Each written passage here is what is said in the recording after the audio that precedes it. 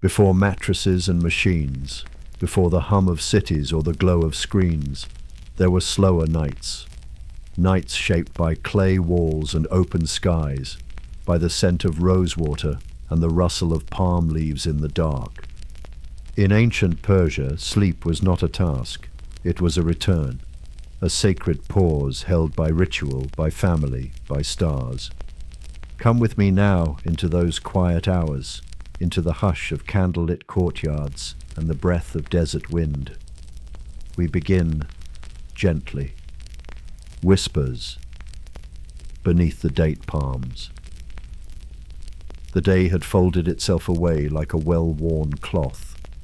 In the village of Neriz, the sun had dipped beneath the jagged ridges of the Zagros Mountains, its descent slow and solemn. The air no longer shimmered with heat. Instead, it exhaled coolness, relieved, contented, hushed. The date palms, tall and swaying, murmured among themselves, their fronds whispering in rhythm with the wind. A soft blue had begun to spill across the sky, the kind of blue only seen in the minutes between worlds, when neither day nor night has fully arrived, and everything holds its breath in between. In one courtyard, quiet and enclosed, a man with a linen headscarf knelt beside a basin. He was rinsing his hands, slowly, deliberately, in water scented with basil. His fingers cupped the water, then released it. No splashing, just the sound of water folding over skin. This was not a ritual made of religion or rule. It was older than that. A remembering, perhaps, that to enter sleep was to cross a threshold, and one ought to arrive clean, in body and mind. In the room beside the courtyard, a woven mat had been unrolled, not thick, but layered atop soft rugs that had absorbed years of footsteps, prayer, stories, and silence. Pillows of wool and cotton, some filled with feather, some with thistledown, were placed with care around the mat's edge. The smallest one, embroidered with fig blossoms, would be for his daughter. She sat beside it now, her legs tucked beneath her, watching a beetle crawl along the tiled edge of the fountain. Her eyes were heavy but curious, her hand tracing the outline of the embroidery. The air carried hints of rosewater and something else, perhaps the scent of bread still lingering from the evening meal. Her mother, in the far corner, hummed gently as she folded a light blanket over the bedding. It was striped with faded threads dyed in pomegranate rind and madder root, passed down from her own mother and hers before. No one hurried. Nightfall here was a process, not a moment. In the streets outside, the noise had softened to murmurs. Hooves had long since passed, and the market was still. In the distance, a single flute trilled, some boy's song cast up to the stars. The village was not large, but its silence held many stories. You could feel them in the clay beneath your feet, in the oil lamps lined up like sentinels along the walls, in the shadows cast by trees that had watched over generations. The man returned from the basin, his hands dried with a thin cotton cloth. He lit the last lamp in the corner, no brighter than a sigh, and lowered himself beside his daughter. She turned toward him, sleep tugging at her lashes. "Baba," she whispered, her voice feathered at the edges. "Will the stars come down again tonight?" He smiled, not with his mouth, but with the stillness that rose behind his eyes. "If you ask them gently," he said, "they just might." She nodded, satisfied with the answer, and leaned into him, her head nestled beneath his chin. He began to hum, a low tune, older than song, something made of desert wind and grain harvests and prayers never written down. Above, the sky had turned velvet. The stars did come down in their own way, reflected in the water of the fountain, glimmering in the tear-shaped tiles on the wall, mirrored in the polished brass bowl that caught the moonlight on the shelf. Her mother sat nearby, her back against a pillow, her eyes closed, but her body still listening.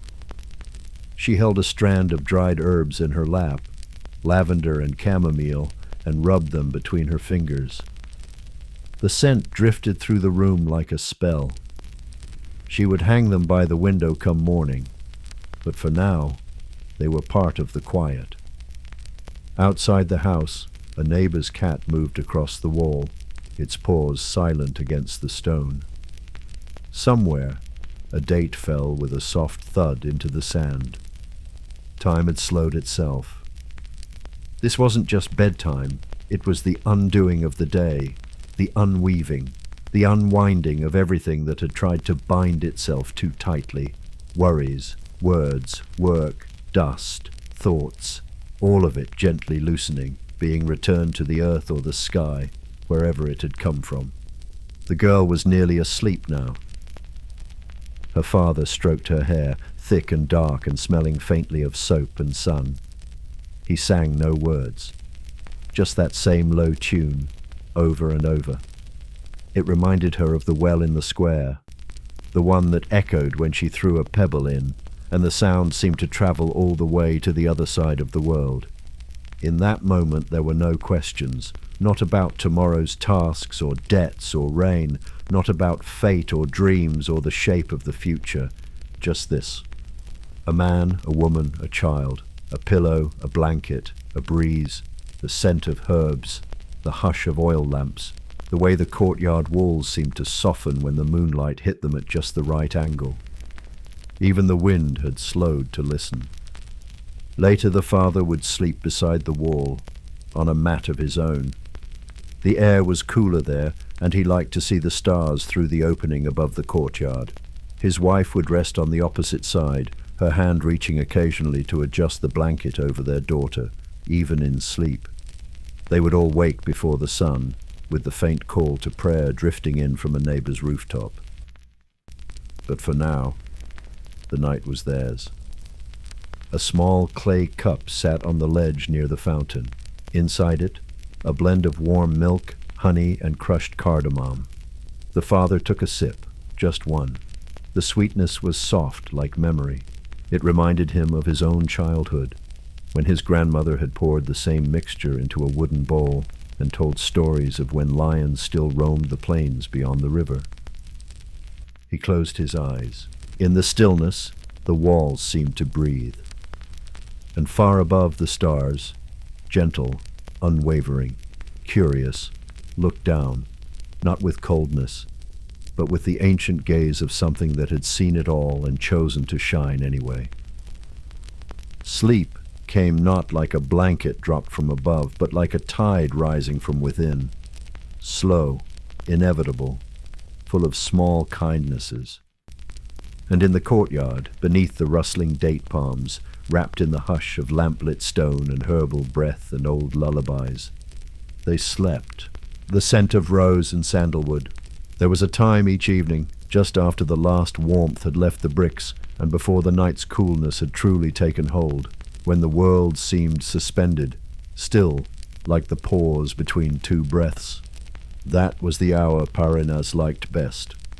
She moved slowly through her home, lit only by the blue-gold dim of twilight and the soft flickering of a hanging oil lamp. Shadows stretched long across the floor, weaving with the delicate patterns of the carpet beneath her feet. The clay walls of the house, kissed by centuries of sun, now cooled under her palm as she passed her fingers along them gently, as one might pass fingers over an old friend's back. Her preparations were always the same, unhurried, reverent. From a carved niche in the wall she removed a small wooden box. Time had polished its edges smooth. Inside lay what she called her night basket, bundles of dried rose petals, sandalwood chips, a cracked vial of saffron water, and a tiny jar of powdered myrtle leaf. She opened the box slowly. Even the air shifted in response, as though curious.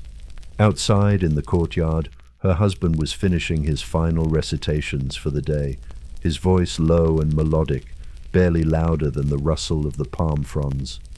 Their son, Mehdi, was lying on his stomach by the edge of the fountain, tracing the ripples with a twig, lost in the world between water and starlight. Parinaz, kneeling now by the hearth, dropped 2 petals of rose into a small clay pot of warming oil. The petals curled and released their scent, a perfume not made by hands but shaped by sun and time. A single chip of sandalwood followed, its aroma deeper, more ancient, like the memory of prayer or incense burned in temples no longer standing. She stirred gently with a slender reed and let the mixture warm. There was no urgency. When it was ready, she stood and carried the small pot to the bedroom, an alcove draped with woven fabric and shaded with latticework that filtered the night breeze.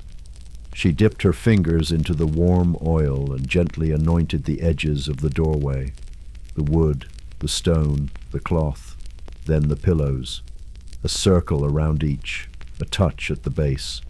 She moved like one who knows they are being watched by something unseen but kind.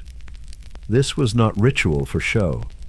It was an invocation, a weaving of calm. She remembered her mother doing this. She had been no taller than the doorframe then, peeking from behind the curtain, watching as her mother whispered to the walls, to the wind, to the invisible guardians she never named. And now she did the same, not with words, but with intention. Back in the courtyard, her husband stretched his arms toward the sky.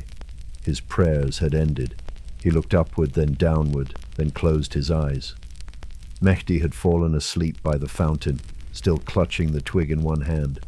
The stars had begun to multiply, bold now in their brightness, as if they too had been waiting for this quiet. Parinaz smiled, knelt beside her son, and lifted him in her arms. He was heavier than last year. He smelled of sun and bread, and the faint metallic scent that came from too much time spent near water.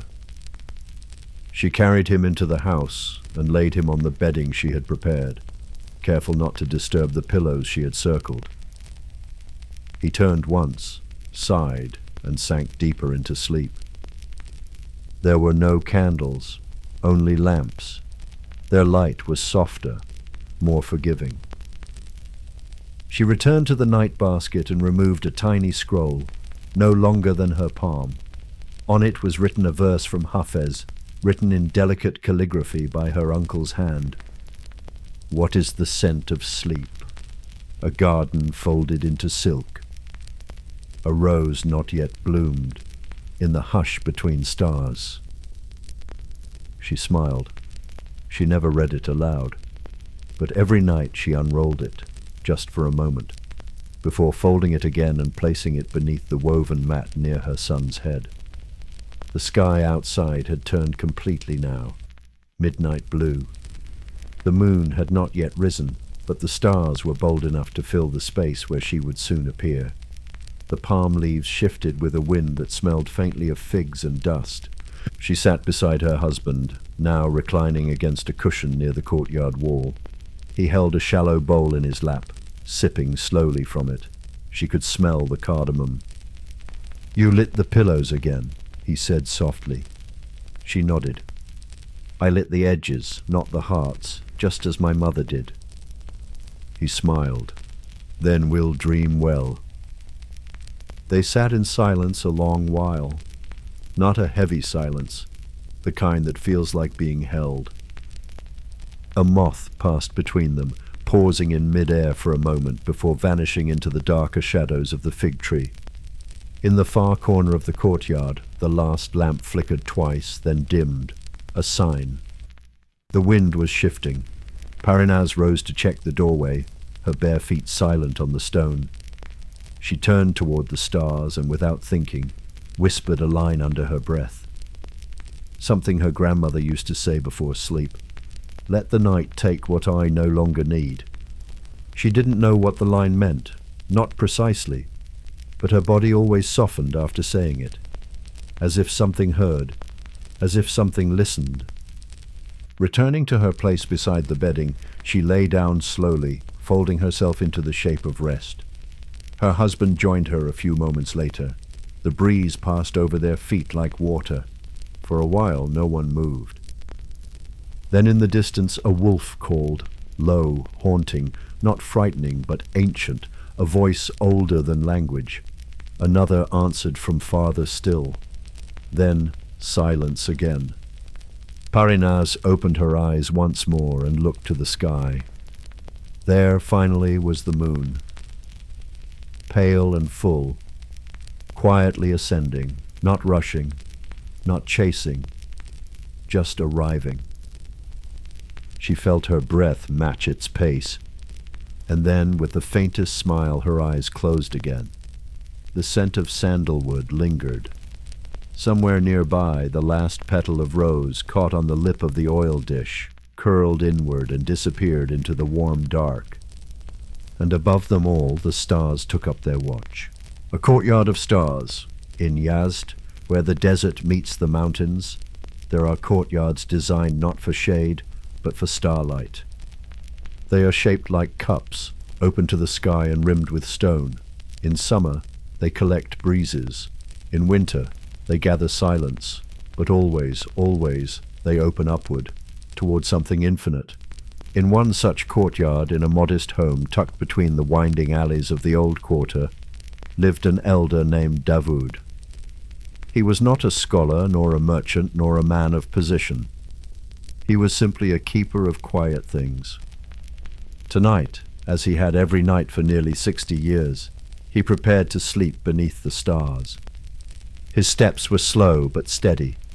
His limbs, softened by time, moved with a kind of deliberate grace, like water remembering the shape of the vessel it once filled.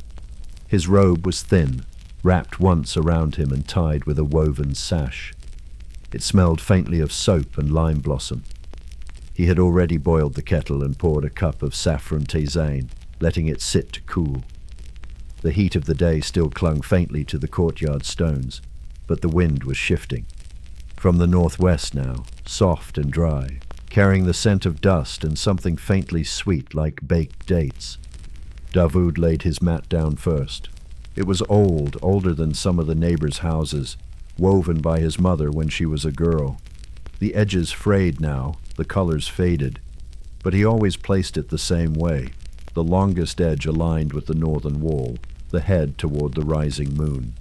Then came the small pillow, stuffed with cotton and stitched with a faded turquoise thread. And finally, the light blanket, a single layer of soft wool, hand-spun and smelling faintly of cedar.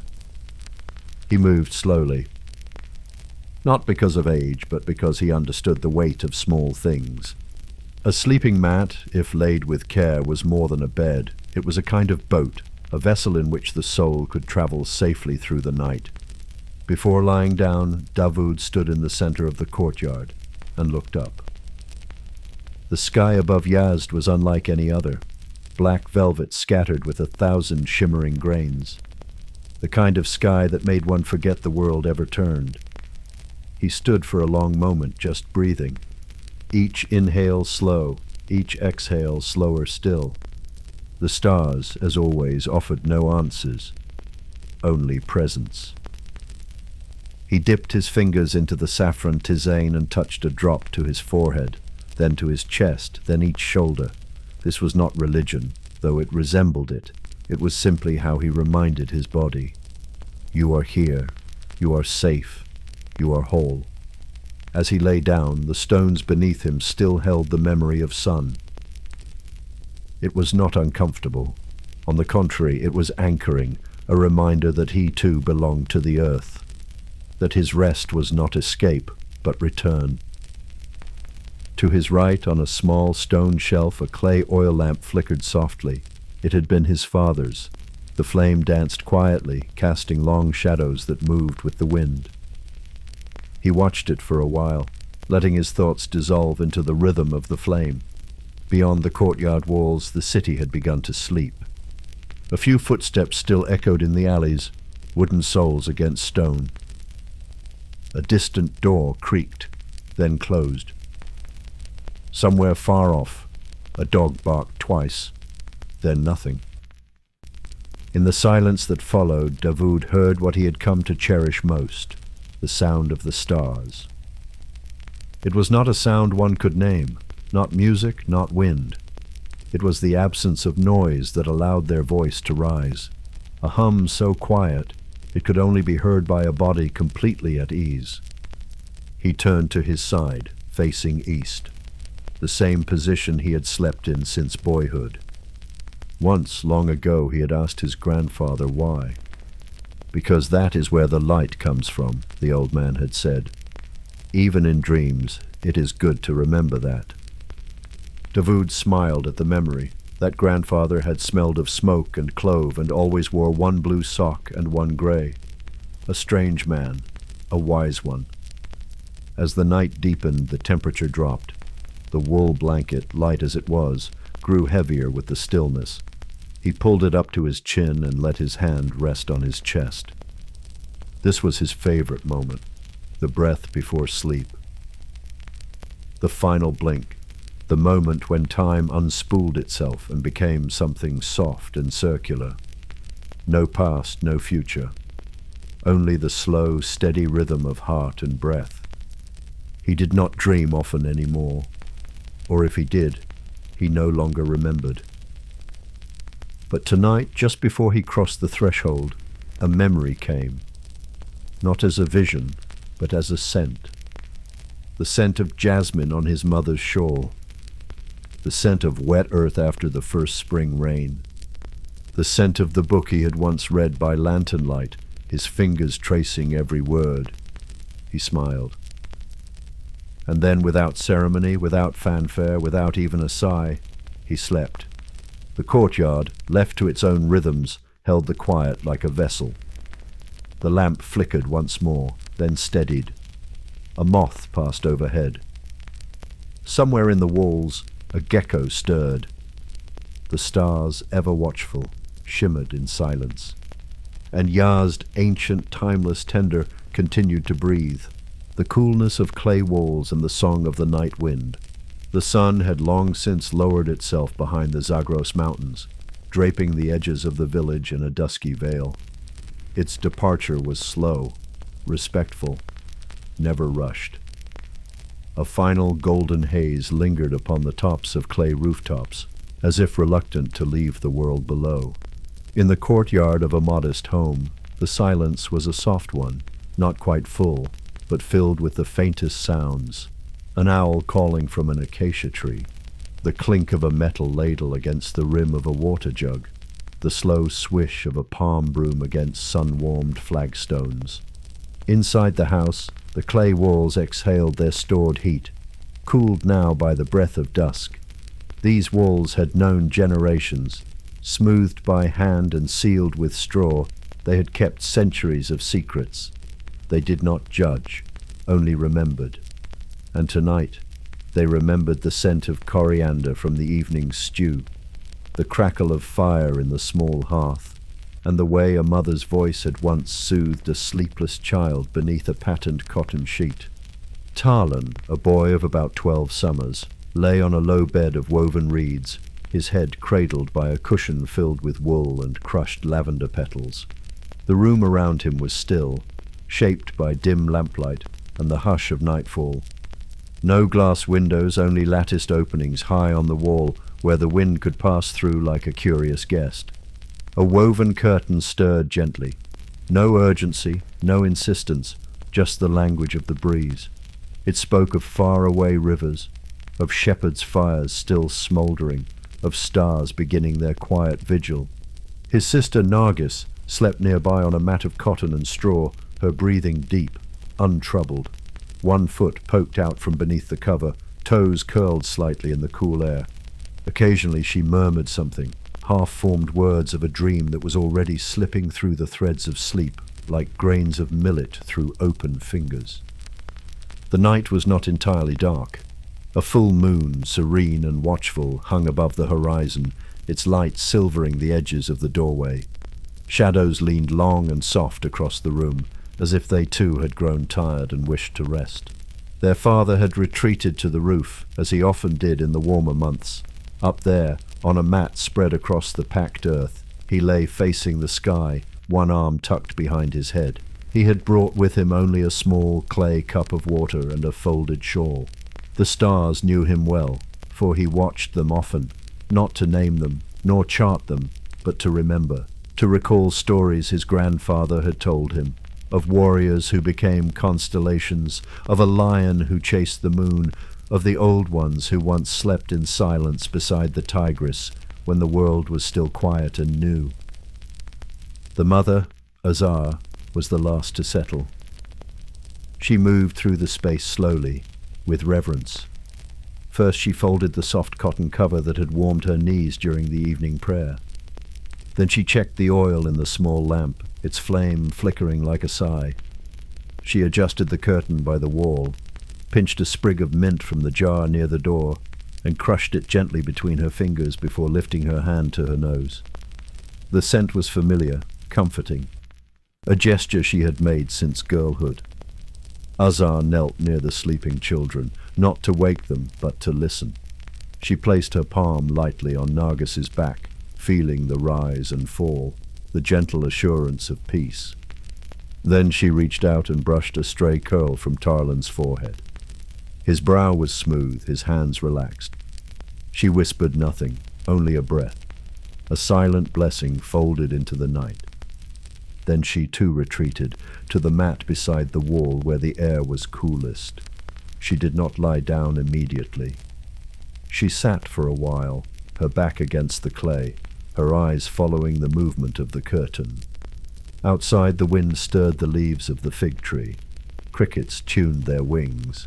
Somewhere, a nightjar called out, slow, deliberate, almost ceremonial. It had been a long day, though not an unkind one. Bread had been baked early in the morning, its warm scent filling the alleyway. Water had been drawn from the communal well. Apricots had been laid out to dry on a straw mat by the southern wall. The clay oven had glowed with heat, and the air had carried the mixed aromas of smoke, cardamom, and sun-warmed stone. These were the rituals of living, and in their repetition, something gentle had taken root. The home was humble, yes, but it was enough. More than enough. Sleep in this house was not summoned. It was not pursued. It was allowed, welcomed, respected. There were no clocks, no buzz of electricity, no lists left unfinished, only the rhythm of body and breath, the cycles of light and dark, the soft instructions of wind and time. Azar's eyes closed. Her body leaned slightly to one side, her hand resting on her lap slowly unfurled. She had no need to count her thoughts or organize her mind. She had learned through the years that rest does not come from effort. It comes from surrender, from trust. Above her, her husband turned on the rooftop. He could hear the gentle stir of the children below, the echo of laughter that still clung faintly to the walls from earlier. He smiled. It had been Nargis who had sung tonight, an old lullaby, barely remembered but deeply known. She had sung it not just for Tarlan, but for the house itself, for the walls, for the clay, for the moon, and the house in its quiet way had listened. Far off, in the direction of the mountains, a breeze began to gather. It was not hurried. It took its time. Passing over date palms, it tugged lightly at their fronds. Skimming along rooftops, it paused to lift a corner of a woven rug, then moved on. It drifted through the narrow alleys, past shuttered stalls and silent doorways. And eventually it arrived, at this home, at this courtyard, at this window. It entered like an old friend, not with noise or insistence, but with the gentleness of memory. The curtain lifted slightly. A dry fig leaf rustled on the stone. Inside, no one stirred. The house breathed. The clay walls exhaled. The night deepened. And sleep, a kind of sleep born not from exhaustion but from belonging, descended like a soft veil across the room. There were no dreams that night, or if there were, they were made of water and starlight and the scent of lavender and warm stone. Dreams that required no explanation, only the hush of knowing, the rooftop stillness and the quiet between stars. The roof was not just a place to sleep, it was a threshold, a gentle perch between the world below and the vastness above. It was where thoughts softened, where burdens thinned into the hush of evening air. On this night, as on many before it, Davar lay beneath the sky, the packed earth beneath his mat still holding a trace of the sun's warmth, like the last ember in a fire that had burned all day. The clay walls around the rooftop rose only waist-high, not enough to obstruct the view, only to gently define the space. In one corner, a clay water jar rested under a cloth cover, beside a chipped cup that had seen many seasons.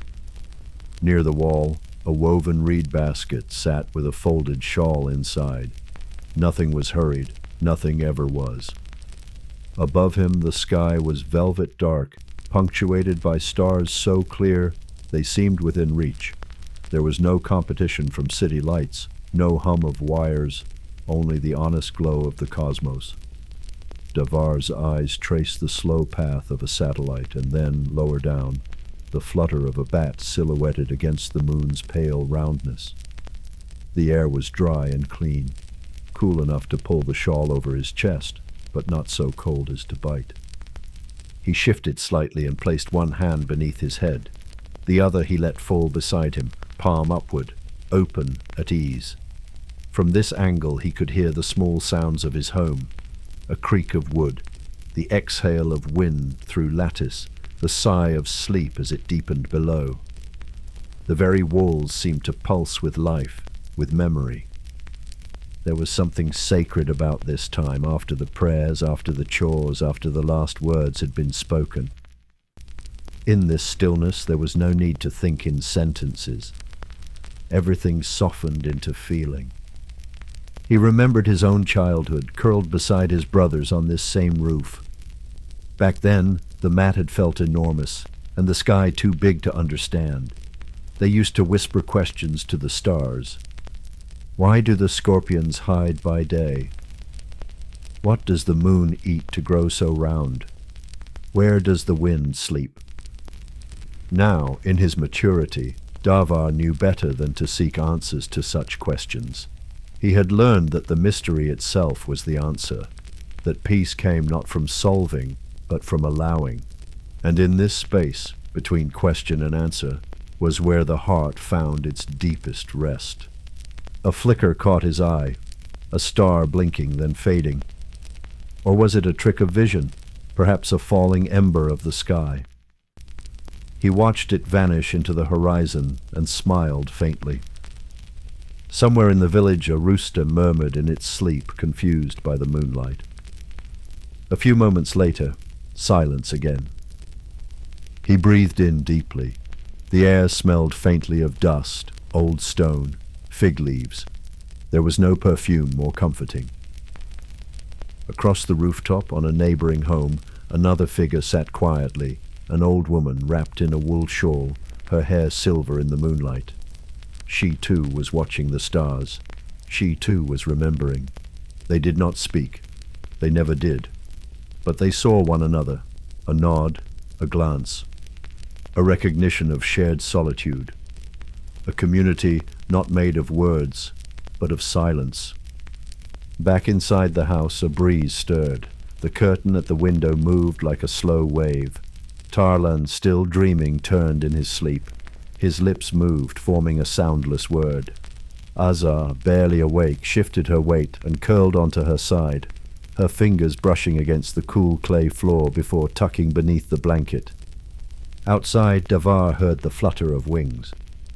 A nightjar glided low across the rooftops, then vanished into the fig grove.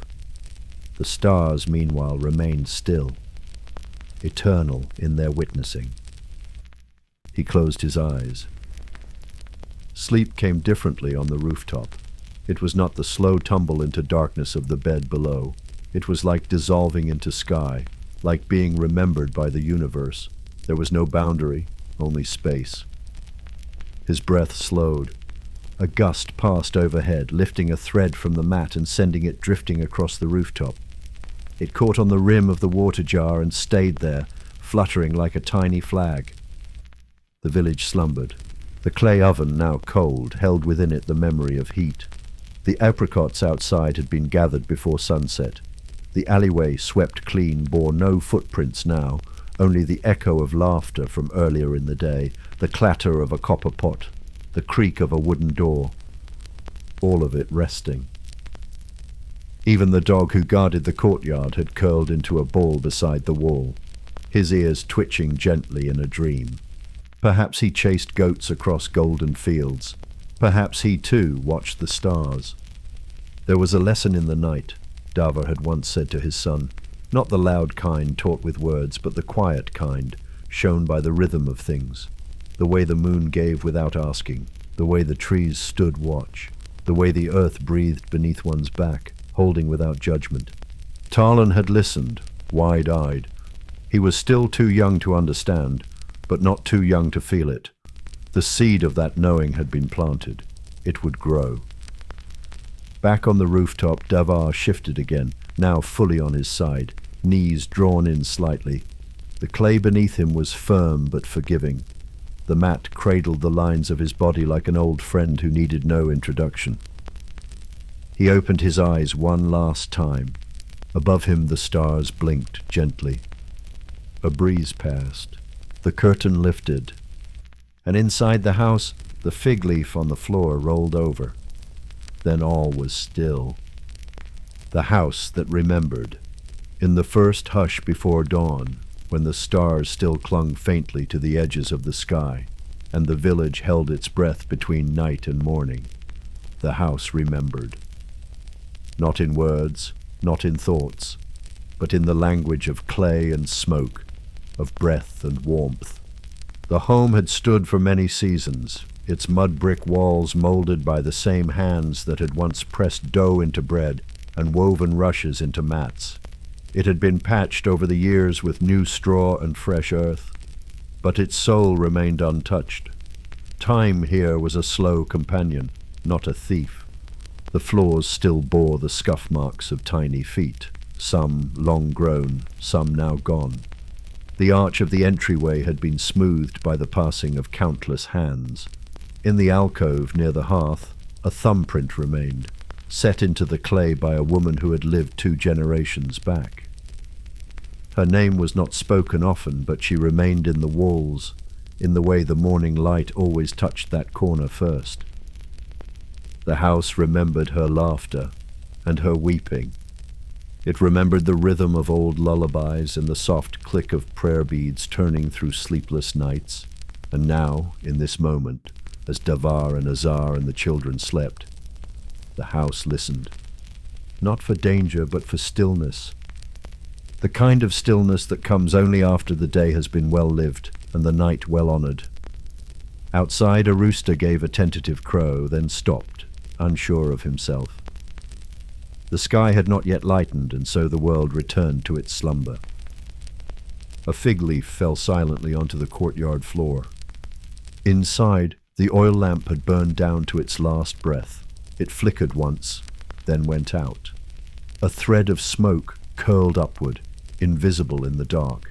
It rose and disappeared into the thatched roof, which had been repaired just last winter after the rainstorm.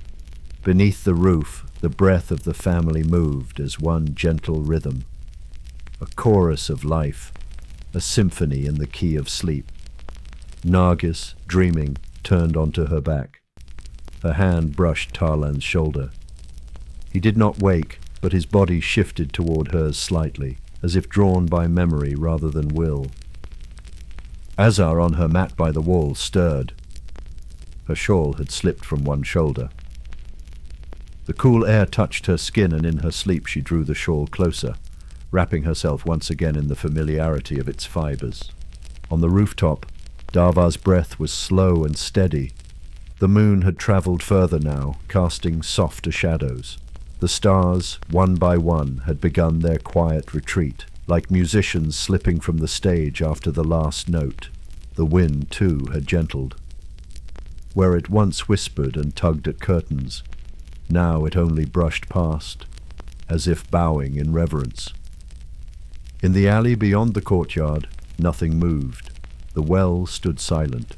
The apricot mat had been taken in earlier that evening, its sweetness now tucked safely into the larder. The goat in the next courtyard shifted on its feet, then settled again with a soft grunt, and the house breathed. Its walls expanded and relaxed, as if sighing with the family. It held no judgments, no urgency, only the quiet pulse of presence. It did not chase the new day, nor cling to the night. It existed as it always had, in the space between. This was the secret of its strength. Not its thickness or its craftsmanship, but its devotion. To stillness, to continuity, to the sacredness of each simple moment. A small clay bowl on the shelf trembled slightly as a breeze passed. It had been made by Tarlan's uncle, now buried beyond the grove. The bowl had a slight lean to one side. Not quite level, but Azar kept it because it reminded her of her brother's crooked smile. It was used often, never for show, always for living. Like everything in this house, even the curtain, now still against the lattice window, had its story. It had once been part of Azar's wedding shawl. When it frayed, she cut it and hemmed it, humming softly as she worked. It had kept out dust, caught the light just so, and listened to many conversations it was not meant to hear. Now it hung quietly, content. There was a holiness in such ordinary things. The kind that does not seek attention, but is full of grace. The kind that shapes lives without needing to be named. Dawn was near now. A faint blue glimmer touched the edges of the eastern sky, soft as milk poured into tea. The stars, reluctant but obedient, faded further. The moon, still bold, held its position a little longer, as if unwilling to hand over the reins. In the house, Tarlan's foot stretched out, escaping the edge of the blanket. Azar, without waking, reached over and tucked it back in. This is how love moved in the house, without words, without effort, only presence. And so the house continued to remember. Not as a mind remembers, but as the earth does, quietly, wholly, with every part of its being. And the family, wrapped in that remembering, slept on. Not because they were tired, but because they were safe. Because they were home, before the light spoke. The very first light did not rise, it whispered. It whispered into the dark corners of the room, into the folds of cloth, the curves of clay, the hollowed arch of the doorway. It was not gold or pink or blue, but something softer, an awareness, an invitation. It asked nothing, it simply arrived. Birdsong, hesitant and sparse, began to thread its way into the stillness. A pair of doves cooed from the fig tree, their voices low and familiar, one note then another. Not yet music, just the suggestion of morning. Azar stirred first. Not with a start, but with a slow breath that deepened. Her eyes opened to the dim interior, still shaped by the long hours of night. She did not move right away. She watched the way the light caught the edge of the water jar near the wall, watched the way it fell across the mat like a shawl being laid down. There was no rush. Not in this house, not in this rhythm. She sat up, letting the woolen blanket slide to her lap. The air was cooler now, crisp in a way that would soon vanish as the sun climbed. She reached for her scarf, wrapping it loosely over her head, then pressed both hands against the earth floor beside her mat. A gesture of gratitude, of grounding.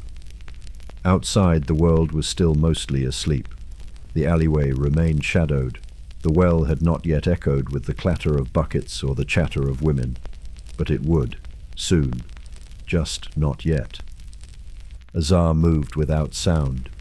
She folded her blanket, tucking the corners inward as she always did, with the care of someone who understands the power of beginnings. She smoothed the mat beneath it, pressing the creases gently. Then she rose, walking barefoot across the room. Tarlan and Nargis were still asleep, their breath soft and matched. Nargis had turned onto her side, one hand beneath her cheek, the other resting across her belly. Tarlan had kicked his blanket halfway off again, one knee crooked. Azar bent and gently pulled the cover back over him, the motion so practiced, it required no thought. In the corner, near the small recessed shelf that held their few treasured items, she lit a taper and touched it to the oil lamp. The flame rose slowly like a yawn. It did not blaze, it bloomed. The scent of burnt wick filled the air, faint, familiar. On the rooftop above, Davar was awake, though he had not moved. His eyes were open, trained on the changing sky. A thin band of pale rose now traced the edge of the horizon. The stars had mostly gone, though one or two lingered stubbornly, refusing to vanish until the sun made itself fully known. He breathed in deeply. The scent of the morning was different than the night. It held promise. Not urgency, but possibility. He sat up slowly, drawing his shawl closer, then rose to his feet. His joints crackled faintly, an old man's chorus, but his body was strong, capable. He stretched both arms overhead, his palms pressing upward to greet the sky. It was a private ritual, one he had never explained. He didn't need to. Below, in the living quarters, the fire would be softening into coals. His mug would still hold the warmth of the last tea. The room would smell of herbs and wool and the lingering trace of old paper. But for now, he remained in the light. The lamp turned, and he turned with it, in thought, in stillness, in reverence, not looking for meaning, only bearing witness. Azar prepared the first tea, as she always did. She did not need to measure. Her hands knew the weight of leaves, the depth of water in the pot.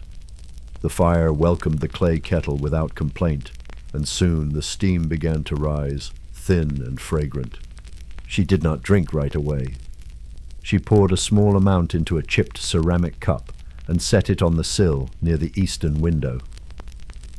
It was for her mother.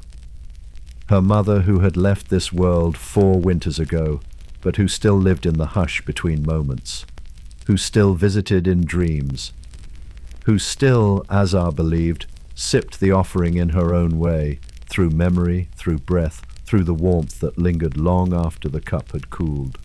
She sat beside the window and watched as the first true rays of light spilled across the wall, painting it in golden threads. Dust motes swirled in lazy circles, not chaotic but sacred, each one suspended in its own small orbit, each one a dancer in the slow unfolding of the day. Tarlan stirred. His eyes fluttered open, not quite focused. Azar turned to him and smiled, her voice no louder than a leaf brushing the ground. "Good morning, my son." He smiled sleepily. "The stars are gone." "They've gone to rest," she said. "They watched over us all night." He nodded as if this made perfect sense. And it did. In a home like this, built of earth and story, everything made sense. Just not always the kind of sense found in books. He rose slowly, rubbing his eyes, then padded to the doorway where the breeze was softest. He stood for a moment, bare feet planted on warm clay, arms at his sides. He was still mostly in dream, but something in the light called to him. Azar watched him without speaking. The house, too, watched.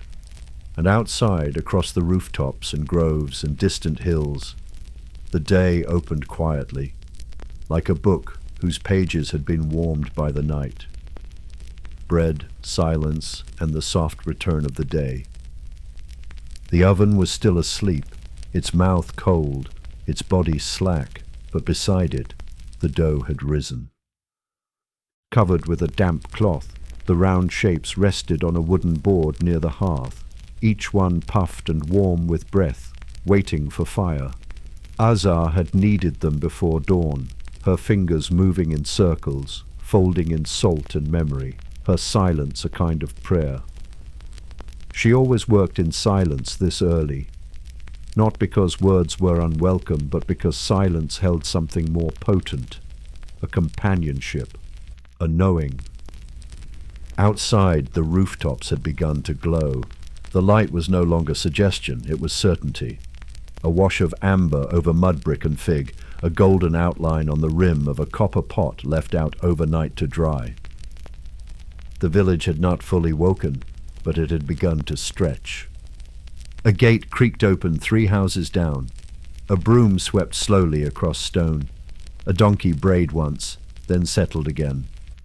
Life returned not with noise, but with softness, as if the world itself respected the dignity of a new day. Inside the house, Tarlan and Nargis were up now. He was crouched near the hearth, poking at the coals. She sat beside a low bowl, peeling the last of the boiled lentils from their husks. Their movements were slow, dreamlike. Sleep still clung to their lashes, but their bodies remembered what needed to be done. Azar added twigs to the oven and breathed into its hollow. A spark caught, then another.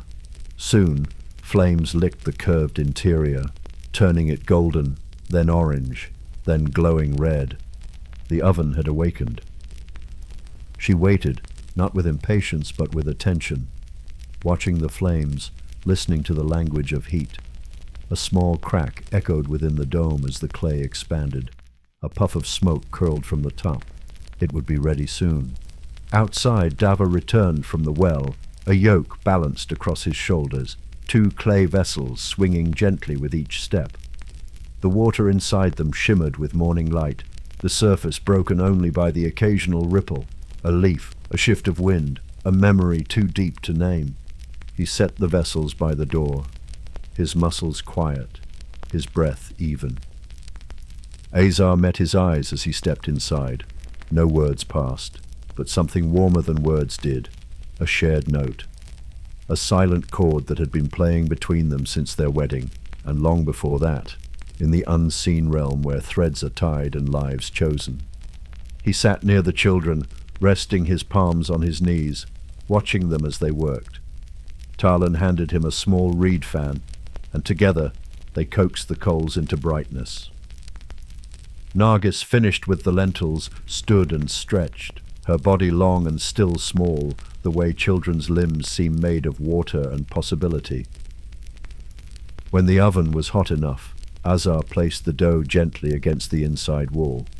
The flat rounds hissed as they met the heat, puffed at the edges, browned slowly. One by one, she turned them.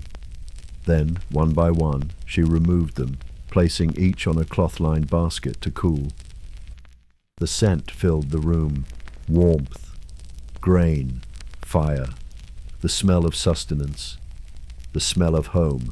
They gathered in a loose circle, still not speaking much, still moving within the quiet envelope of morning. Dava poured the tea. Nargis passed the dates. Tarlan tore the bread and handed a piece to his sister before taking one for himself. They ate slowly. Azar always said that the first meal of the day should be taken with reverence, not as duty, but as devotion. For who could guarantee a second? Only the present meal was certain. Only this moment, this breath, this taste. Outside, the village continued to rise. The sound of distant voices now joined the birds. A child laughed, a pot clanged, a door opened and closed, and above it all, the sun climbed higher, no longer shy but confident, laying its light across rooftops and courtyards, and even the dusty alleyways in between. After breakfast, Nargis helped fold the blankets. Tarlan swept the floor with long, careful strokes, sending a few crumbs and stray lentil husks out the door to the waiting birds. Davar rinsed the teacups with water from the clay jar, and Azar wiped down the hearthstones with a cloth worn soft from years of use. It was not work. It was rhythm. Each movement a thread in the tapestry of the day. There were no schedules, only flow. And the day flowed gently. In the heat of the afternoon, the house would go still again. They would nap on mats spread across the floor, their bodies cooling in the shade. And again at dusk, the oven would be lit. Bread would be baked. lamps would flicker to life, and sleep would begin its slow return. But for now the morning belonged to them, to the house, to the silence that held them all. Azar sat near the window as the others moved into the courtyard to begin their chores. A small breeze passed through the lattice, carrying the scent of dust and mint, stirring the edge of her scarf. She closed her eyes. There was stillness here. Not the stillness of nothingness, but the stillness of fullness, of enoughness. She let it wrap around her like a shawl, and for a moment did nothing but sit, breathe, listen, and remember the truth of it all. That in this house, peace did not arrive. It lived here, the sound of threads. The loom had been silent for days. It stood in the corner of the room, its frame simple but strong, smoothed over years by use and care. A wooden comb, worn and polished, rested on the beam, and a coil of undyed thread hung beside it like a question waiting to be asked. Azar approached it slowly. The morning had passed, chores done, bread cooled, the sweep of the courtyard complete. Nargis had gone to her cousin's house with a basket of apricots.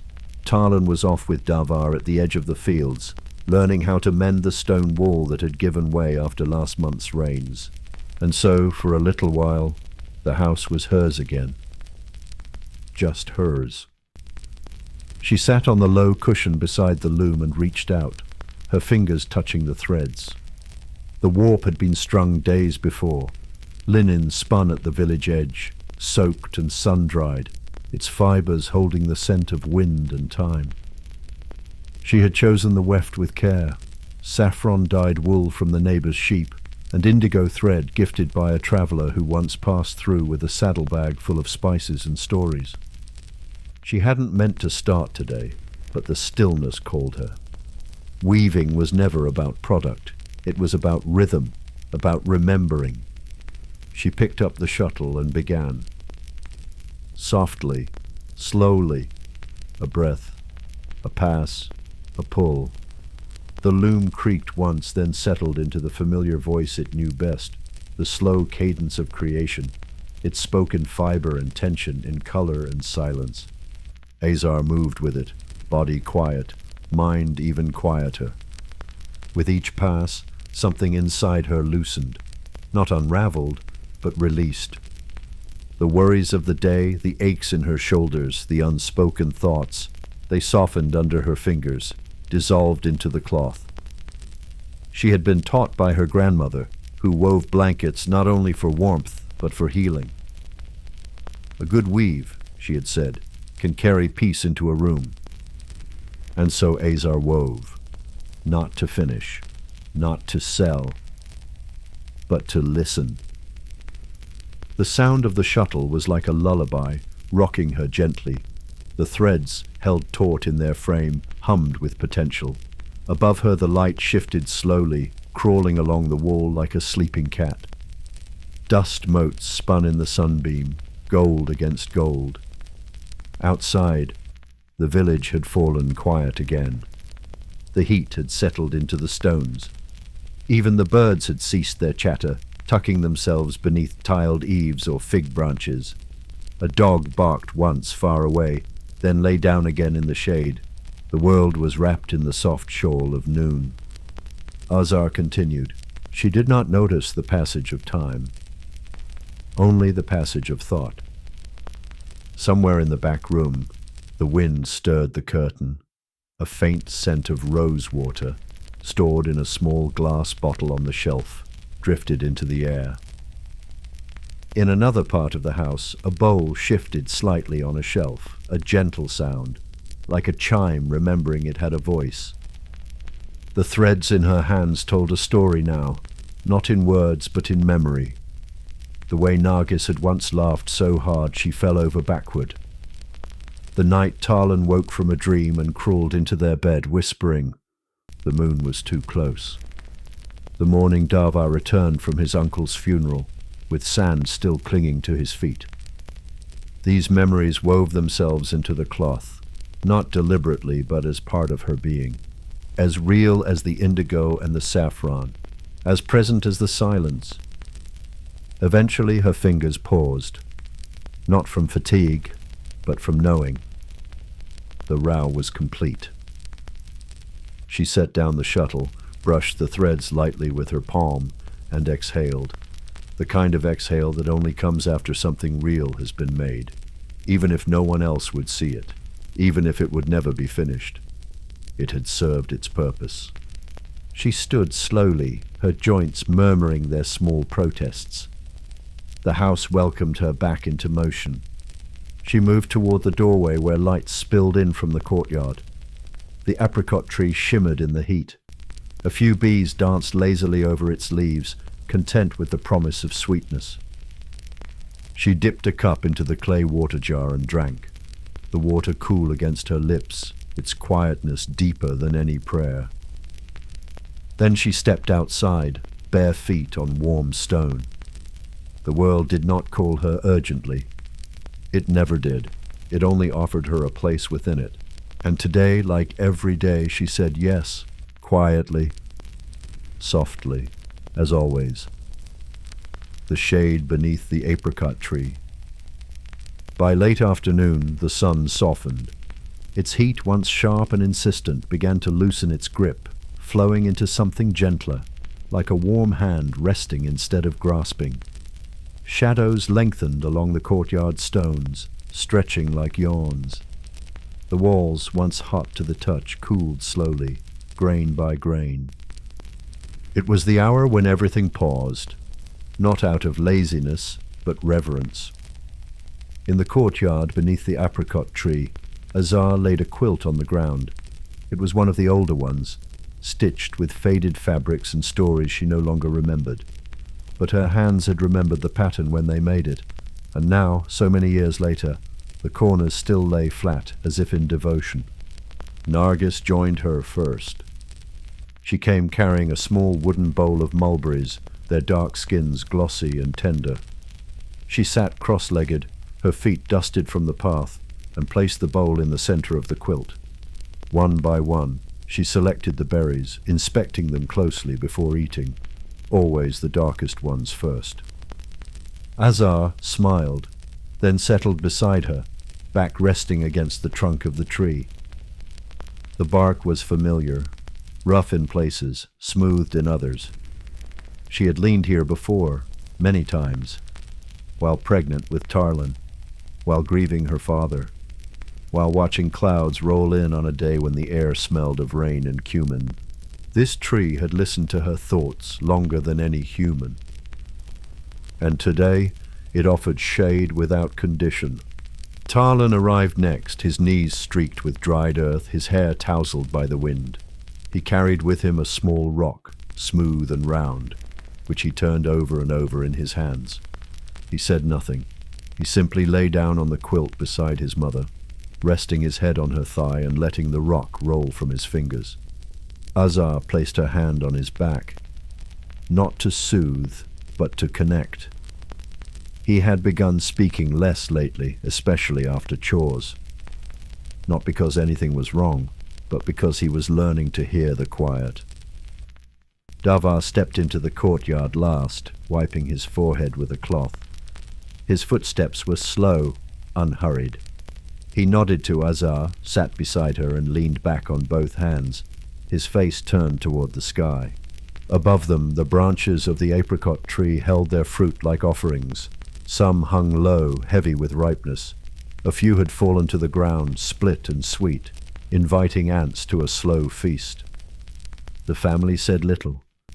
This was not the time for speaking. This was the hour of listening, of letting the air do the talking.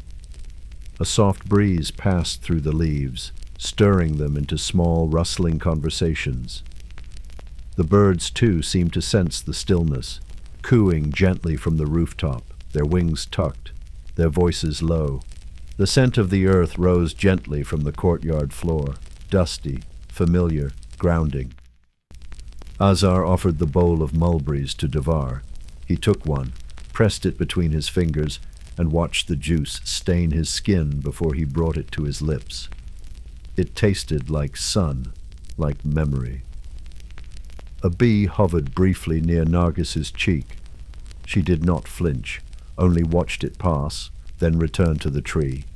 She had learned already that not everything that buzzes is a threat. Time moved differently here. It did not press forward, it curled inward, like the spiral of a shell, like the slow circle of breath in a sleeping child. Tarlan sighed. Azar shifted to accommodate him. Her hand stayed on his back, steady and open. Dava let his legs stretch across the quilt, the heel of one foot touching the edge of the tree's shadow. Nargis lay down beside her brother, the two of them shoulder to shoulder, gazing up into the canopy. "How many apricots do you think are up there?" she whispered. Tarlan shrugged. "More than stars," he said, then closed his eyes. Azar smiled. The sun dipped further. Its light caught the edges of the clay pot resting beside the tree. A spider, no larger than a date pit, had spun a small web between its handle and the trunk. It glimmered gold in the late light. A single apricot fell from the branch above and landed softly beside the quilt. No one moved to pick it up. The family rested. Not asleep, but somewhere near it. That liminal place where thoughts have loosened and time thins and the world feels held. It was Davar who stood first, stretching slowly. "We should prepare," he said softly, not to break the peace, but to ease them out of it. Azar nodded and began folding the quilt. Tarlan retrieved the fallen apricot and handed it to Nargis, who bit into it with reverence. It was still warm from the sun, its flesh soft and golden. They moved together toward the house, barefoot, unhurried, and behind them the courtyard remained, quiet, dappled in light, the scent of mulberries fading slowly, like the echo of a beloved song. Evening's blue veil. The day was closing its eyes, not all at once, not abruptly, but gradually, like a child being lulled to sleep, resisting at first, then surrendering, then slipping softly into stillness. The courtyard, so golden just hours ago, now wore the colors of dusk. Pale blues and soft grays gathered in the corners, stretching their arms gently across walls and rooftops. The air, once dry and lively, had turned cool and curious, threading itself into sleeves and scarf folds, kissing the undersides of eaves, brushing the rim of the well with an almost human sigh. Azar lit the first lamp. Its wick caught with a tiny flutter, then steadied, its flame sharp, upright, dignified. The clay lamp sat low on the windowsill, casting its glow upward, bathing the apricot tree trunk in amber. Moths had not yet come. Crickets had not yet begun their song, but the promise of both hovered in the air.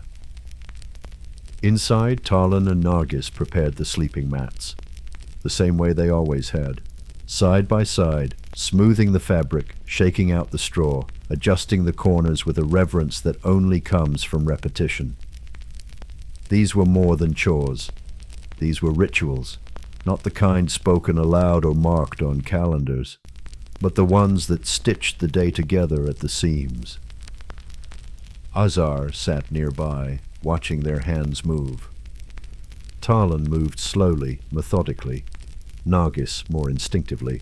Her hands knew what to do without thinking, the way her braids slid forward over her shoulder as she bent, the way she tugged the blanket just so, leaving space for her brother's turning. Azar did not interrupt, only bore witness. Sometimes presence was the only instruction a mother needed to give. Outside, Davar was still on the rooftop, winding the rope on the pulley system that hung their water jar into the evening air to cool. He moved with care as always, not from weakness, but from respect, for the tools, the tasks, the world. The wind played more boldly now, stirring the curtain near the door and lifting the edge of a blanket folded on a stool. It moved like a musician testing its first notes, a rehearsal of night. From the neighbor's courtyard, a lullaby began, a low, throaty voice, the kind of voice that didn't worry about being heard because it trusted it would be felt. The words were old, older than memory, perhaps from a time before language had hardened into structure. The tune had no sharp turns, only curves, only circles, like the wheel of a potter's hand, like the moon's steady walk across the sky. Nargis paused in her folding. She recognized the song. Her grandmother had sung it once, long ago, when she'd been too feverish to sleep. She didn't remember the words, only the feeling, the safety, the slowing, the hush. Tarlan yawned and stretched, arching his back like a cat. Azar reached out and brushed his hair from his brow. The gesture said, "I see you." The gesture said, "You are safe." The gesture said, "Rest now." He smiled, sleepy-eyed, and turned back to the mat. The smell of firewood drifted through the window. Someone nearby was baking their evening bread. The scent mingled with the night air, smoke, earth, and wheat, settling into the lungs like a story already half told. Azar rose. She walked to the small shelf near the wall and retrieved the clay jar of rosewater. She dipped her fingers in lightly and touched the children's foreheads, then her own. A simple blessing. Not because of fear, but because sleep was sacred. Because sleep required a kind of permission.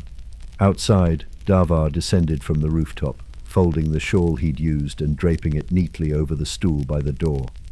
His footsteps, even in the dark, were confident. They had walked this path thousands of times. He entered the house and nodded to Azar. No words were exchanged. There was no need. He knelt beside the sleeping children and tucked the edge of the blanket beneath Nargis's chin. She was nearly asleep already, her breathing slow, her mouth slightly open. Tarlan, facing the wall, murmured something indecipherable and settled deeper into his mat. Davar sat for a moment longer. He watched them, then looked to Azar, and together they watched the lamp. The flame flickered now as if tired from the long day. The curtain lifted once more, then stilled. A fig leaf trembled on the courtyard stone, then lay still again. The blue veil of night, now fully drawn, covered the village, covered the fields, covered the hill where the cemetery lay quiet and the goats lay curled. The stars returned, not all at once, not like an arrival, but like memory, like something that had always been there, waiting to be seen again. Azar and Davar lay down on their own mat side by side, shoulders nearly touching but not quite. There was comfort in nearness, and also in space, and between them the silence settled, not empty but full. Full of all the things they'd lived, full of all the things they would live again tomorrow. The flame in the lamp bent low, then steadied, then bent again, then went out, where the night waits. The lamp had gone out, not with a sputter or hiss, but with a soft breath like a sigh from the earth itself. One moment it burned, the next it remembered it belonged to the dark. Now the room held only the light of the stars.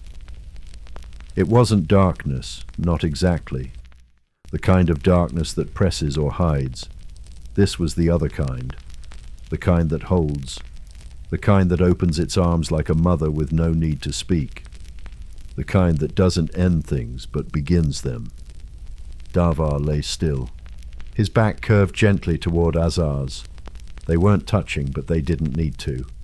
The warmth of her was enough, the nearness, the knowing. He could hear the children breathing, two small, steady rhythms, in, outside, each breath a thread, tying them to sleep, to this house, to this moment in time. A fig dropped in the courtyard. It didn't make a sound. The world had grown that quiet. Somewhere beyond the rooftops, a dog stirred and then settled again. The village had entered that rare pocket of time when nothing stirred, not even thought. And still sleep did not come to Davar, not because he was worried, There was nothing urgent in his chest, no heaviness in his mind, only a presence, a wakefulness without cause, a kind of watching.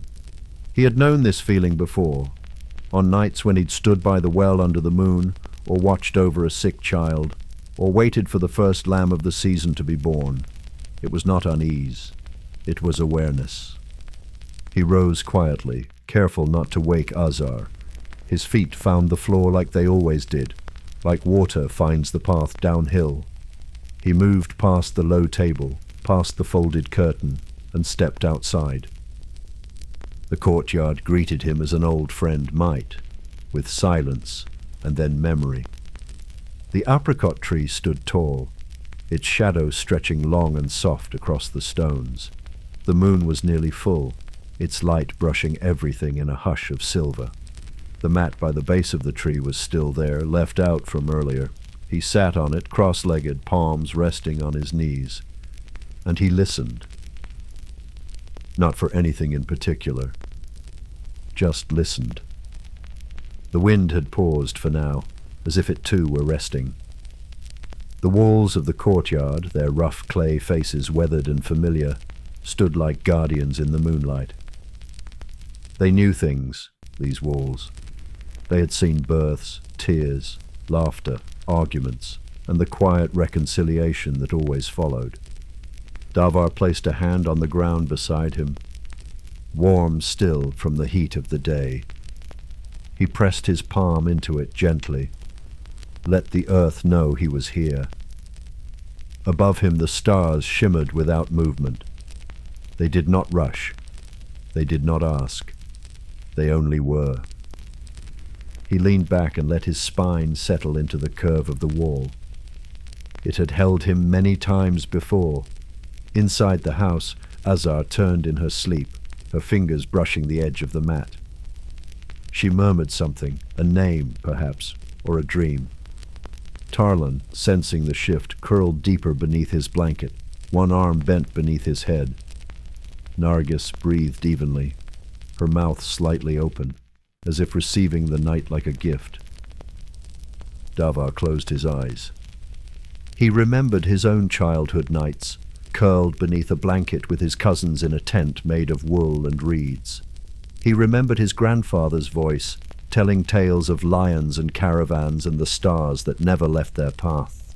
He remembered the scent of his mother's scarf, the coarseness of her hands, the way she used to say, "Sleep isn't just for tired bodies, it's for wandering souls to find their way home." He smiled at that. Some part of him was still finding its way. Some part of him always would be. He opened his eyes and looked at the sky again. The stars were clearer now. Not because they'd grown brighter, but because he had grown stiller. Sometimes the seeing doesn't come from the eyes. It comes from the silence. A bird called softly from the tree above. Not a song, but a note. One syllable, round and smooth, a check-in, a reminder. You're here. I'm here. The night is here, and that is enough. Davar stood again, slowly, stretching his arms toward the sky in the quiet way he always did. Not as a prayer, not as a performance, just as presence. Then he returned to the house. The door creaked slightly. The curtain moved like a breath. He settled beside Azar once more. Her body recognized his. Without waking, she shifted toward him. Their backs touched. And in that single point of contact, something ancient stirred. Not memory, not desire, but belonging. Sleep found him then, not all at once, but like a tide returning to shore. Slowly, surely, completely. The way the morning waited. When Davar awoke, it was not to a sound, but to a shift. A subtle change in the air, the way it cooled near the base of his neck, the way the clay beneath him felt no longer warm, but watchful. He did not open his eyes immediately. There was no need. He could feel the morning approaching before it arrived, the way one senses the tide changing just before the water moves. Beside him, Azar still slept. Her breath was calm, her hand tucked under her chin. A strand of hair had slipped free from her scarf in the night, resting like a black thread across her cheek. He did not move it. It belonged where it was. The children had shifted in sleep. Tarlin's foot now rested against his sister's calf. Nargis, unaware, had turned on her side, her hand curled in a soft fist beneath her pillow. They had not stirred in the night. Not fully. But they had traveled through dreams, evident in the way their limbs had rearranged themselves, how their bodies had followed the quiet choreography of rest. Davar opened his eyes slowly. The room was still cloaked in darkness, but it was a different kind of dark now. Blue at the edges, thinning, the kind of dark that knows it must leave soon. The stars had begun to dim above the roof, not because they were gone, but because the earth had turned gently toward the sun. A fig leaf fluttered down outside, brushing the stone with a hush. Inside, the silence was whole. It wasn't empty. It was full of what had been held during the night. Dreams, breath, gratitude. Davar rose without a sound. The mat sighed beneath his weight, and the air welcomed his movement. He wrapped his shawl around his shoulders and stepped into the courtyard. The world met him there. Not all of it, not loudly, just the parts that knew him. The air, cool and carrying the faintest scent of damp stone. The apricot tree, shadowed but alert, holding its fruit like lanterns waiting to be lit. The basin near the wall, filled with water from the night before, still and perfect, reflecting the last few stars like eyes looking back at the sky. He dipped his hands into it, not to wash but to greet. The coldness shocked his palms in the best way, waking not his mind, but his memory. He splashed his face, letting the droplets fall into the soil near his feet. Then he sat on the low bench near the threshold, hands on his knees, breath slow.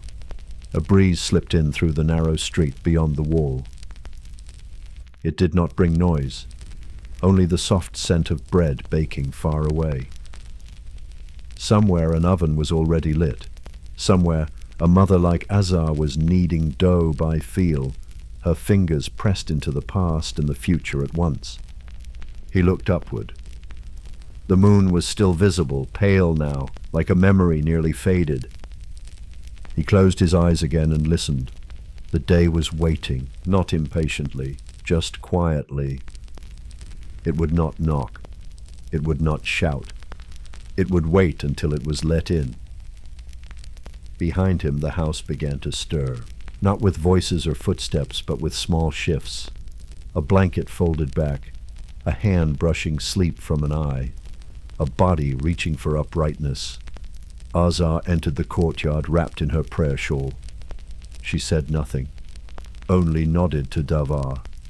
Her face was still softened by sleep, but her eyes were awake. She dipped her hands into the basin as he had, letting the water run over her fingers, down her wrists into the cuffs of her sleeves. Then she sat beside him. Together they watched the light arrive, first as silver, then pearl, then the faintest gold, threading itself along the tops of walls, catching in the leaves, kissing the curve of the pottery near the window. The children came next, barefoot, quiet. They didn't speak. They didn't need to. Nargis sat at her mother's feet. Tarlin leaned against the courtyard wall, arms crossed, eyes still carrying traces of dreams. They were held in the space like beads on a string, separate but connected, each one part of the shape of morning. Azar rose first. She walked to the kitchen alcove, lit the fire, and placed the kettle on the flame. The fire answered eagerly, its light flickering across the walls, brushing Davar's face with warmth. The first tea would be strong, dark, simple. She poured it into the old clay cup, cracked at the rim, stained with years. She passed it to Davar without words. He accepted it with both hands. Steam rose between them, carrying the scent of leaves and time. The morning had entered, not rushed, not demanded, but accepted, as if it too had asked permission. And now it would stay, for a while, until it too would give way and the cycle would begin again.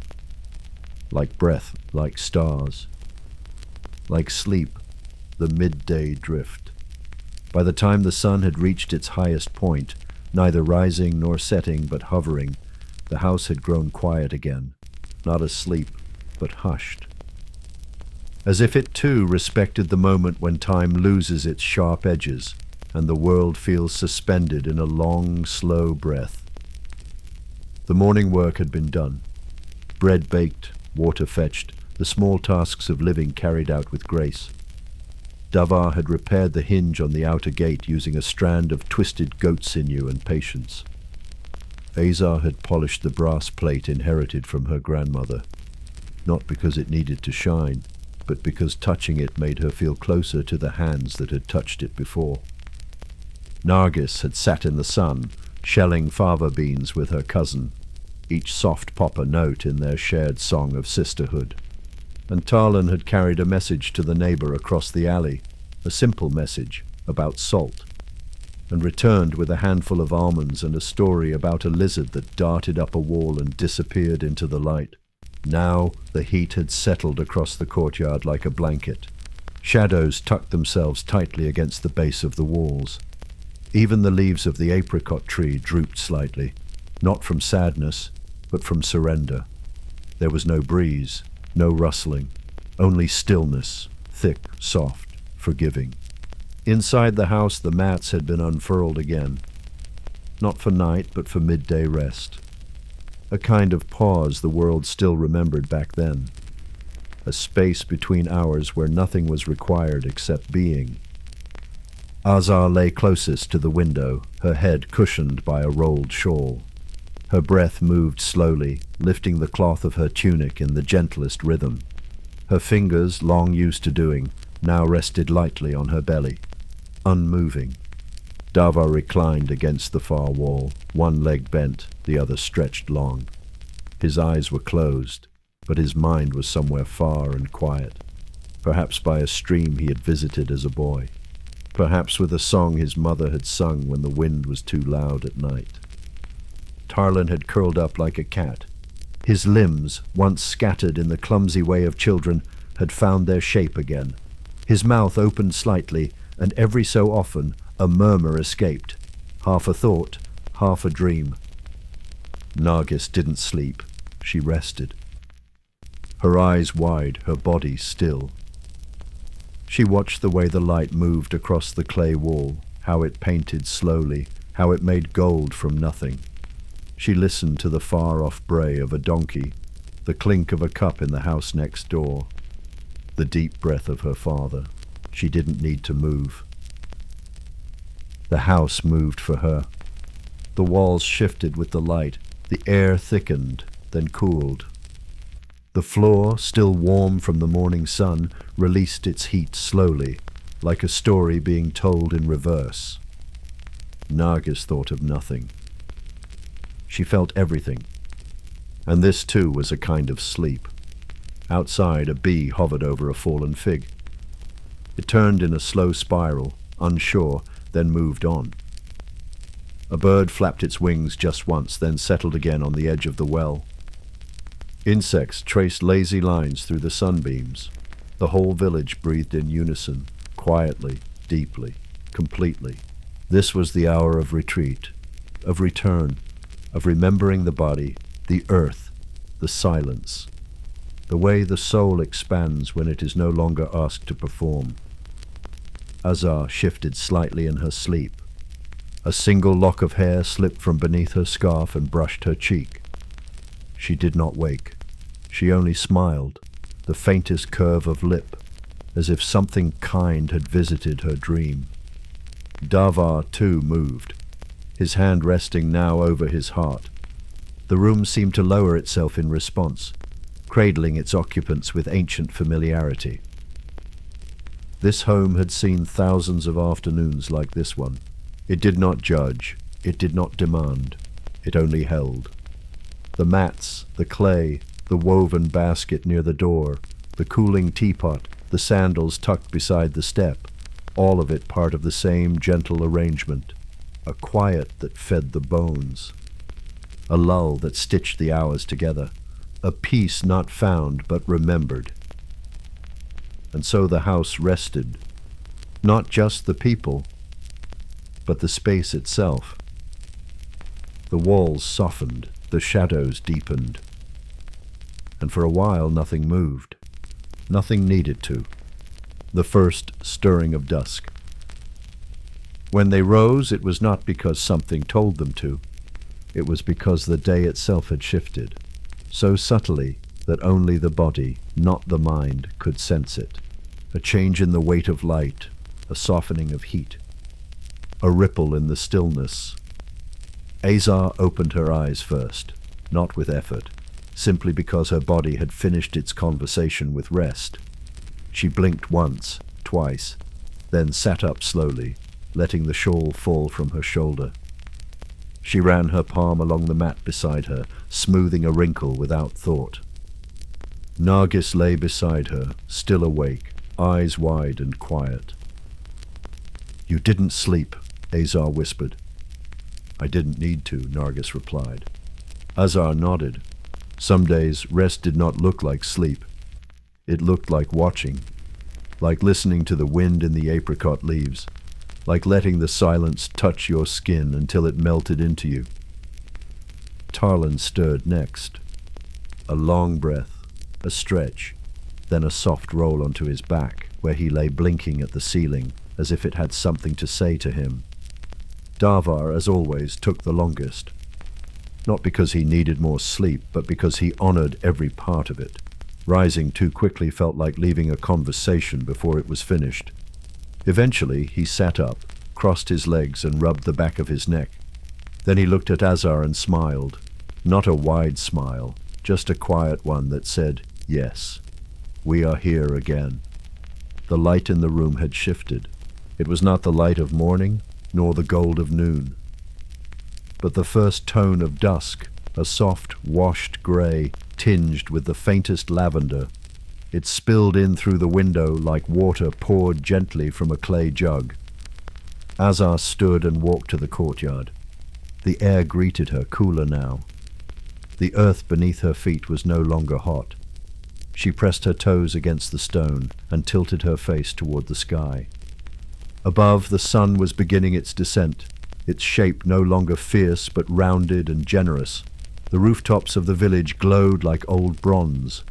Birds passed overhead in small groups, their wings catching the light in flashes. She knelt by the water jar, dipped her hands and splashed her face. Behind her, Nargis emerged with the woven broom. Without being asked, she began sweeping the courtyard. The bristles whispered across the stone, gathering dust, leaves, small fragments of bark. It was not about cleaning. It was about preparing, inviting the night to enter cleanly. Tarlan sat on the step, watching her. He held a date between his fingers, not eating it yet, just turning it over, feeling its texture, its stickiness, its smallness. Davar appeared beside him and ruffled his hair. "You'll bruise it if you keep squeezing," he said. Tarlan smiled and popped the fruit into his mouth. Inside, Azar kindled a small flame in the cooking pit. She moved with practiced ease, arranging twigs, coaxing them into fire. The scent of kindling and ember filled the air.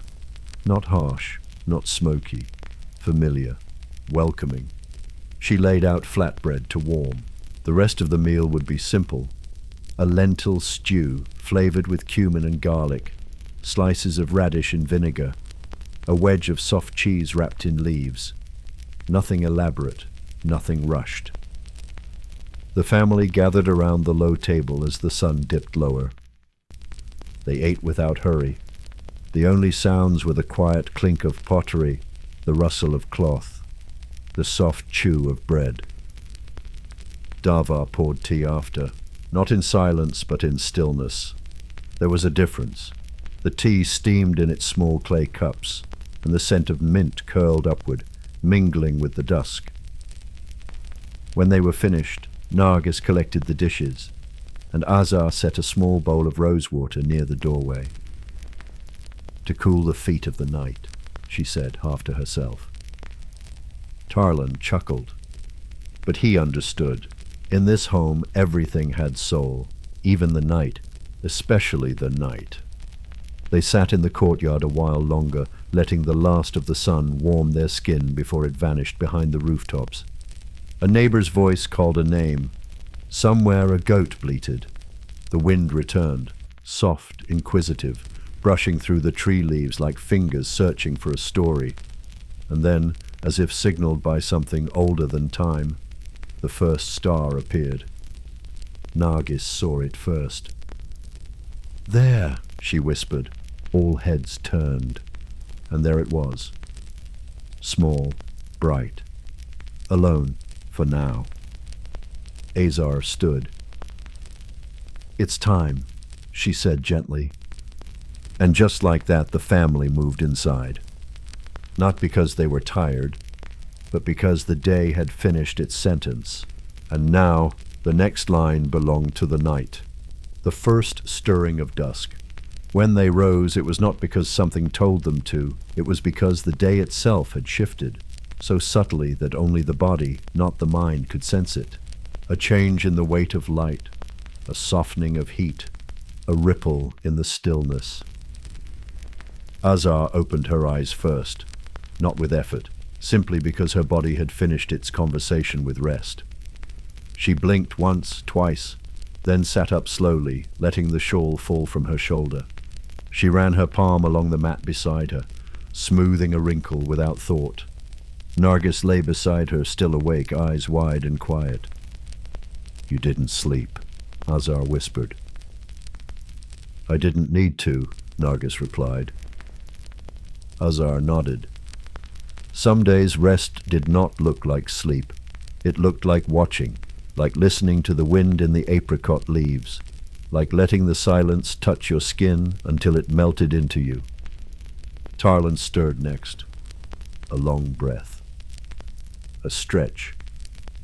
Then a soft roll onto his back, where he lay blinking at the ceiling, as if it had something to say to him. Davar, as always, took the longest. Not because he needed more sleep, but because he honored every part of it.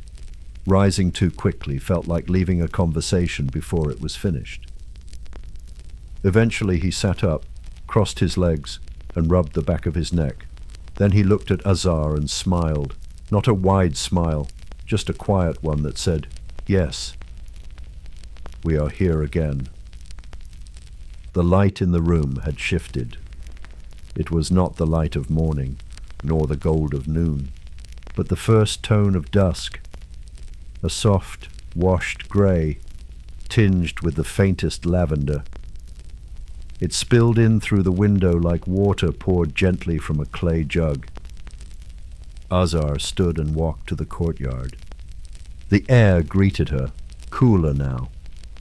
The earth beneath her feet was no longer hot. She pressed her toes against the stone and tilted her face toward the sky. Above, the sun was beginning its descent, its shape no longer fierce but rounded and generous. The rooftops of the village glowed like old bronze. Birds passed overhead in small groups, their wings catching the light in flashes.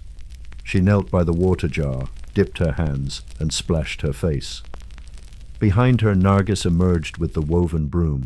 Without being asked, she began sweeping the courtyard. The bristles whispered across the stone, gathering dust, leaves, small fragments of bark. It was not about cleaning. It was about preparing, inviting the night to enter cleanly. Tarlan sat on the step, watching her. He held a date between his fingers, not eating it yet, just turning it over, feeling its texture, its stickiness, its smallness. Davar appeared beside him and ruffled his hair. "You'll bruise it if you keep squeezing," he said. Tarlan smiled and popped the fruit into his mouth. Inside, Azar kindled a small flame in the cooking pit. She moved with practiced ease, arranging twigs, coaxing them into fire. The scent of kindling and ember filled the air, not harsh, not smoky, familiar, welcoming. She laid out flatbread to warm. The rest of the meal would be simple. A lentil stew flavored with cumin and garlic, slices of radish in vinegar, a wedge of soft cheese wrapped in leaves, nothing elaborate, nothing rushed. The family gathered around the low table as the sun dipped lower. They ate without hurry. The only sounds were the quiet clink of pottery, the rustle of cloth, the soft chew of bread. Davar poured tea after, not in silence but in stillness. There was a difference. The tea steamed in its small clay cups, and the scent of mint curled upward, mingling with the dusk.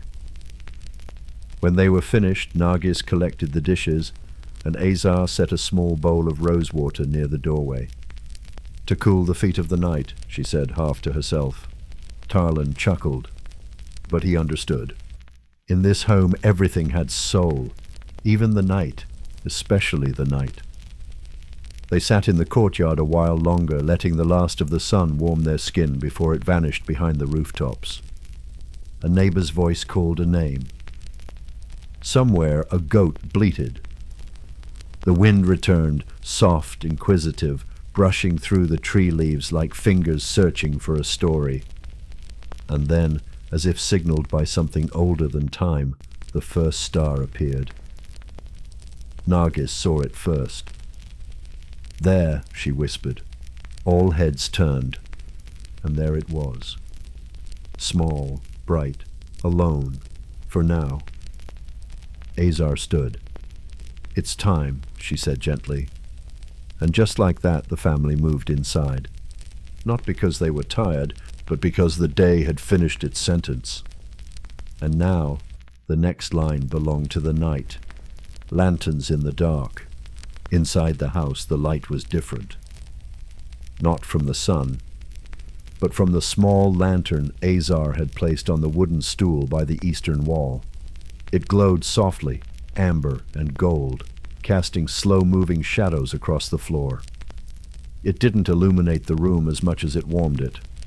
The kind of light that asks nothing of you, the kind that simply stays. The children had changed into their night tunics. Nargis wore one with faded blue embroidery along the hem, a pattern her grandmother had stitched when she was small. Tarlan's was too big at the sleeves, and he rolled them twice before crawling onto his mat. The cloth was cool, faintly scented with rose and dust and sun. Azar knelt at the side of the room, near the small altar shelf. There were no idols, no grand symbols, just a shallow clay bowl with water, a folded piece of white cotton, and a date leaf, dried and curled. She closed her eyes and whispered something only the walls could hear. Not a prayer exactly, a remembering.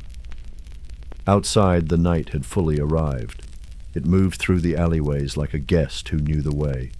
The rooftops lay under its cloak, the tree leaves stilled by its presence.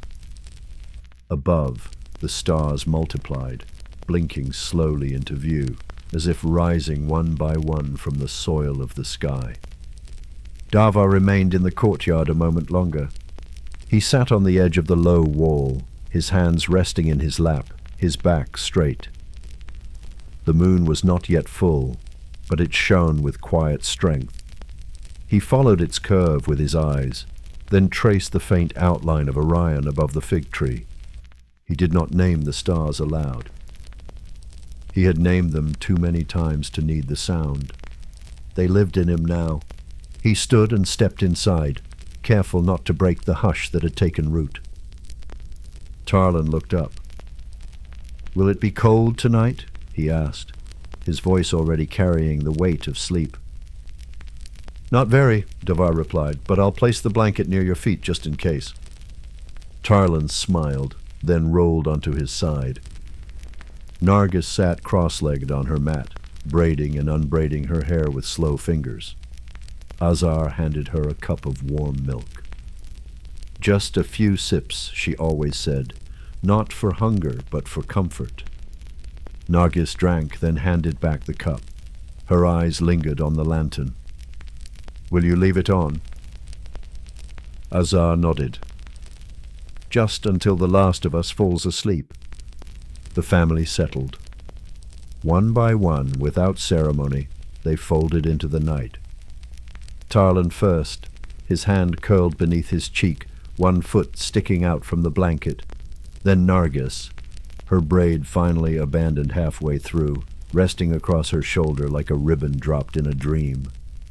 Azar placed the empty cup on the shelf and wrapped herself in her shawl. Her body curved toward the wall. Her eyes remained open a moment longer, adjusting not to darkness, but to memory. The room had not changed in years, but it always welcomed her like it was new. Davar waited. He watched the lantern. Its flame was steady but small. He liked to wait until it flickered, not from lack of oil, but from the pull of the night itself. When it did, he leaned forward and cupped the glass gently. He did not blow it out. He pinched the wick softly, like one might close the eyes of someone resting. Darkness settled like silk. It draped itself across the room, the courtyard, the rooftop, the hills beyond. The world exhaled again, a longer breath this time, the kind that follows completion. And within that breath, the family slept. The apricot tree stood watch. The stone walls held their warmth.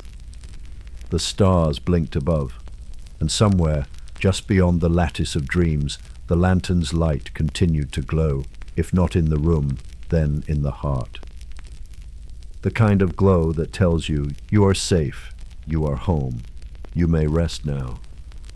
The night beneath the apricot tree, before the sky had even thought of lightening, before the birds had cleared their throats, something shifted in the courtyard.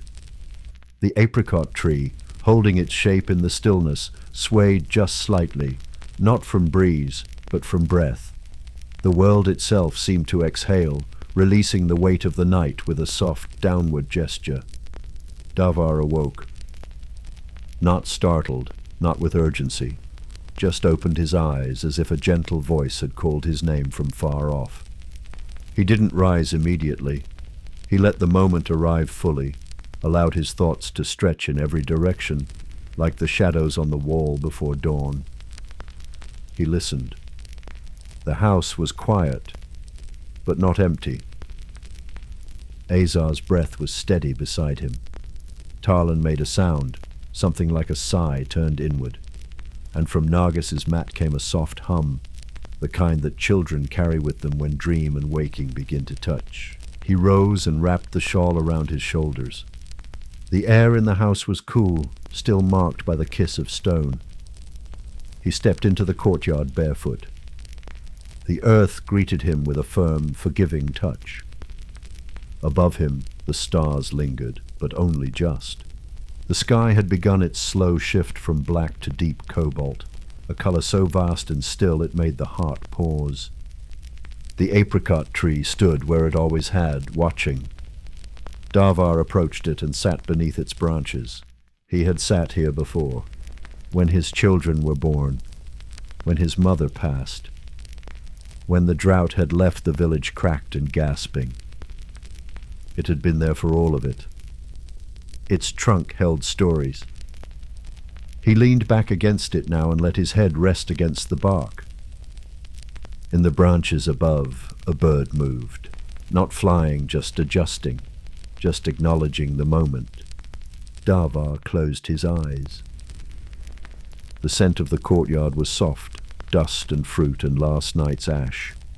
Somewhere nearby, a bloom of jasmine had opened in the dark, and the air carried its perfume gently, like a memory returned without warning. From within the house, the faint creak of floorboards. Azar had risen. She moved slowly, as she always did in the early hours, careful not to wake the children. She wrapped her shawl tight and stepped into the courtyard. Their eyes met, no words. Only the kind of glance passed between two people who have shared many mornings, who have watched the same fig leaf fall, the same flame burn low, the same star rise and vanish. She walked toward him and sat nearby, not touching, not speaking, just sitting. The tree arched above them, its limbs curving like arms stretched in blessing. A fruit fell, softly. It landed in the dust with a muted thump. Neither of them moved to pick it up. Not yet. Let the earth hold it a while. The breeze finally arrived. Late but respectful. It moved low through the alleyways, tugged at the curtain by the door, lifted a single corner of the mat left out from yesterday. It brushed over Azar's cheek, and she closed her eyes, smiling faintly. The wind always carried stories of fields and rivers and the kind of knowing that could not be learned from books. Inside, Nargis woke. She didn't rise. She only opened her eyes and lay very still, listening. Tarlan stirred and turned toward the wall, one foot escaping from beneath the blanket. The house had not yet begun its day, but it was listening. It was feeling the breath of the dawn through its bones. Azar leaned back against the tree beside Davar. "I dreamt of water," she said softly. Davar nodded. "Good water." "Cold, clean. It ran through my hands like song." He said nothing, only reached out and gently took her hand. It was warm, lined with work and tenderness. They sat like that as the sky lightened further. Now it was no longer cobalt, but ash blue. Soon it would be rose. Soon the village would wake. Soon bread would rise, and the well would echo, and the tea would steam again. But not yet. For now they sat beneath the tree, in the space between dark and light, in the space where sleep and love and memory live.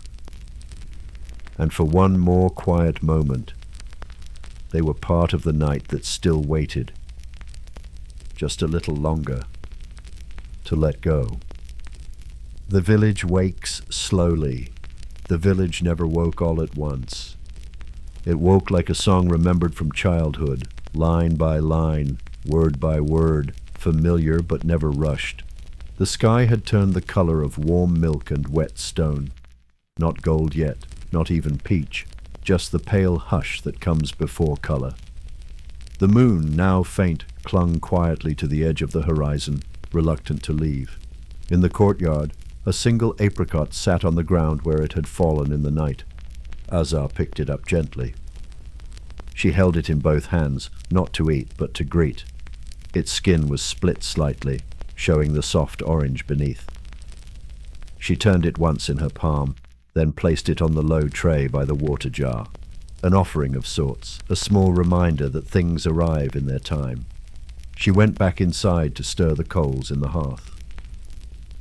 The embers responded like old friends, glimmering to life without resistance. She fed them twigs one by one, whispering to herself, not prayers, not instructions, just syllables that had no meaning, but felt right in the mouth. The pot was placed on the fire, water and tea leaves and mint. The scent rose like a slow tide, curling through the room, tugging gently at the edges of sleep still clinging to the walls. Tarlan sat up first, hair tousled, eyes swollen with dreams not yet let go. He rubbed his face, then his chest, then the top of his foot. He didn't stand yet. He sat with his legs pulled in, letting the waking happen as it wished. Nargis opened her eyes next. She didn't move, just blinked slowly 3 times before turning onto her back to watch the shadows play along the ceiling. Outside, a rooster called, not loudly, not with urgency, just a reminder. The world had begun again. Davar was already washing his face with water from the clay basin. He did it slowly, like a ritual. He let the water stay on his skin afterward, a coolness against the warmth of morning. Azar handed him a small cup of tea, still strong, still hot. He took it without speaking and sat beside the children as they slowly gathered themselves. No one rushed. No one was told what to do. Everything had its rhythm. Tarlan stood and walked barefoot to the door. He leaned against the frame, watching the street outside. A woman passed with a bundle of herbs on her shoulder. A boy ran past with a loaf of bread and a small pot clutched in both hands. A dog barked once, then silence again. The alley was still mostly in shadow, but the tops of the roofs were bathed in soft light. Pigeons lined the ledge above the well, heads bobbing like old men agreeing to something unspoken. Azar laid out a few dates and slices of cheese on the mat. Nargis fetched the bread from its cloth wrap. Still warm, still fragrant. It broke with the softest crackle and released its scent into the air like an offering. They ate together, cross-legged, knees nearly touching, eyes still slow with dream. Davar passed the dates. Tarlan dipped a piece of bread into the tea. Nargis smiled at the sound of footsteps overhead. Someone walking across a rooftop in another home. Someone else greeting the day the same way they were. The sun began to reach the floor of the courtyard.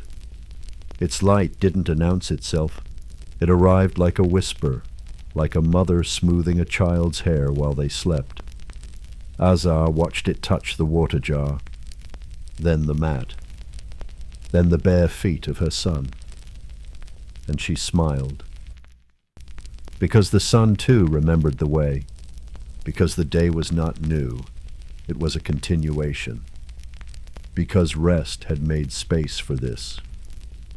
Because the family had slept and the house had held them, and now it was time again to live. But slowly, always slowly, the house that held the day. By midday, the house had grown warm again, not hot, just full of the quiet hum of activity, full of footprints in dust and hands smoothing blankets, full of the scent of tea leaves drying on the sill and apricots softening in a bowl. The sun moved slow across the courtyard, and the shadows moved with it. The apricot tree stretched its arms across the wall, fingers of shade tracing the same path they had taken for years. Azar sat on the stool near the open doorway, darning a small tear in Tarlan's tunic. The thread she used was not quite the same color, but close enough. Her fingers moved with steady grace, not because she had been taught to hurry, but because she had been taught to be present. She paused every now and then to look up, watching the children play quietly with stones and bits of cloth, arranging them in patterns, telling stories not with words but gestures. Even their games were slow, still. Like the house had trained them in its rhythm. The air was thick with stillness, but not the kind that holds weight, the kind that offers refuge. Davar had gone to the neighbor's rooftop to help mend a broken railing. His steps on the ladder had been even, measured. His voice when he greeted the neighbor had been low and kind, like water poured into a bowl. Nargis crouched by the base of the tree, drawing lines in the dust with a twig. She wasn't trying to create anything. She was simply in conversation with the earth. Tarlan lay on his side, one elbow propped up, watching a snail make its way toward the wall. "Where do you think it's going?" he asked softly. Azar didn't answer. Some questions aren't meant to be answered, only wondered. The air carried the scent of cumin and old stone. Somewhere, someone had just pulled bread from an oven. The wind arrived just for a moment and left again before anyone could truly notice. Azar tied off the last knot in the tunic and held it up to the light. Finished. She folded it gently, placed it beside her, and stood. "I'll make lentils," she said. No one replied. Not because they didn't hear, but because it was understood. Some words were more like announcements to the room itself. She moved into the kitchen alcove, grinding the lentils in the stone bowl. The sound echoed faintly, like the clink of memory. She added water, stirred, let the pot rest on the low flame. The scent began to rise. Familiar. Soothing.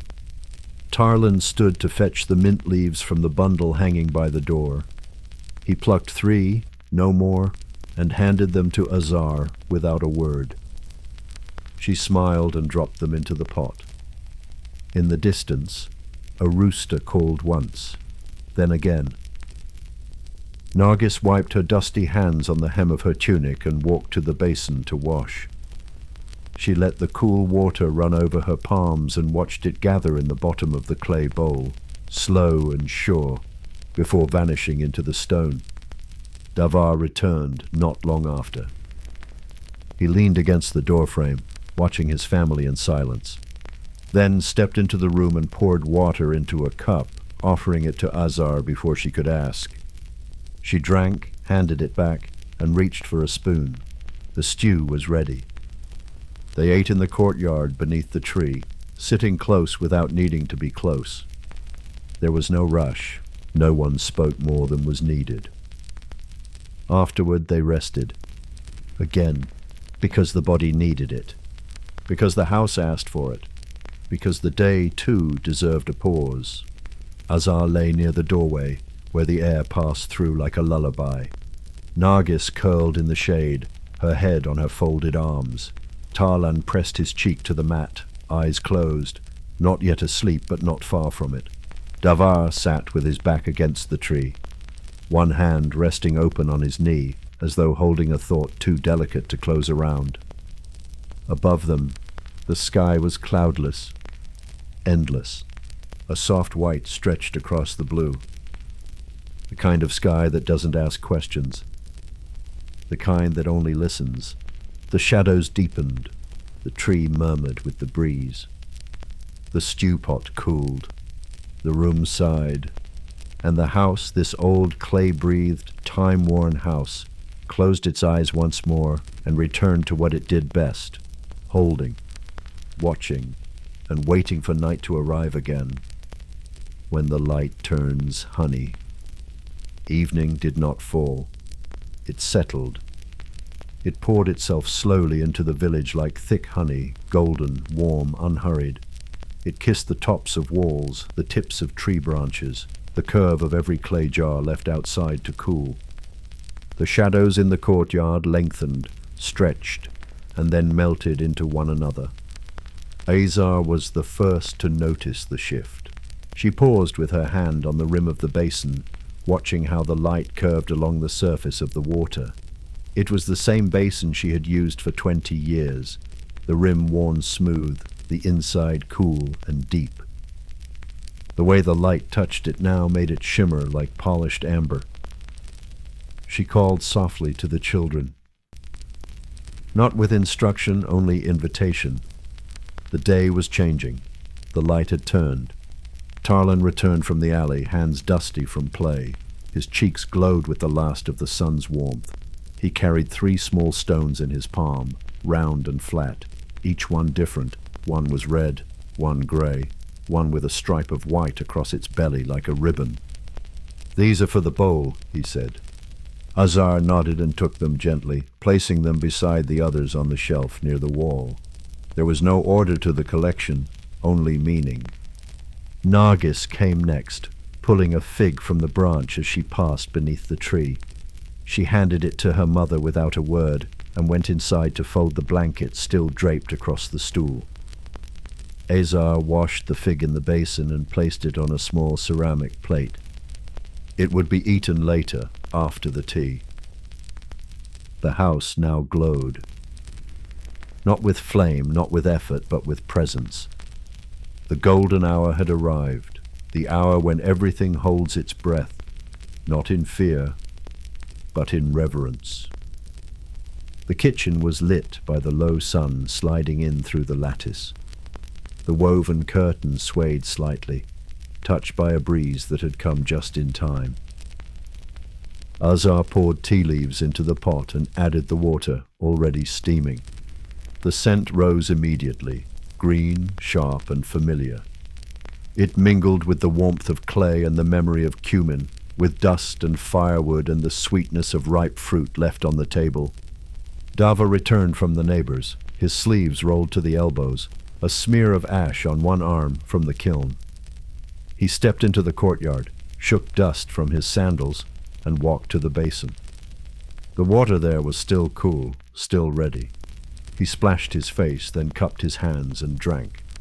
Azar passed him a cloth and a cup of tea.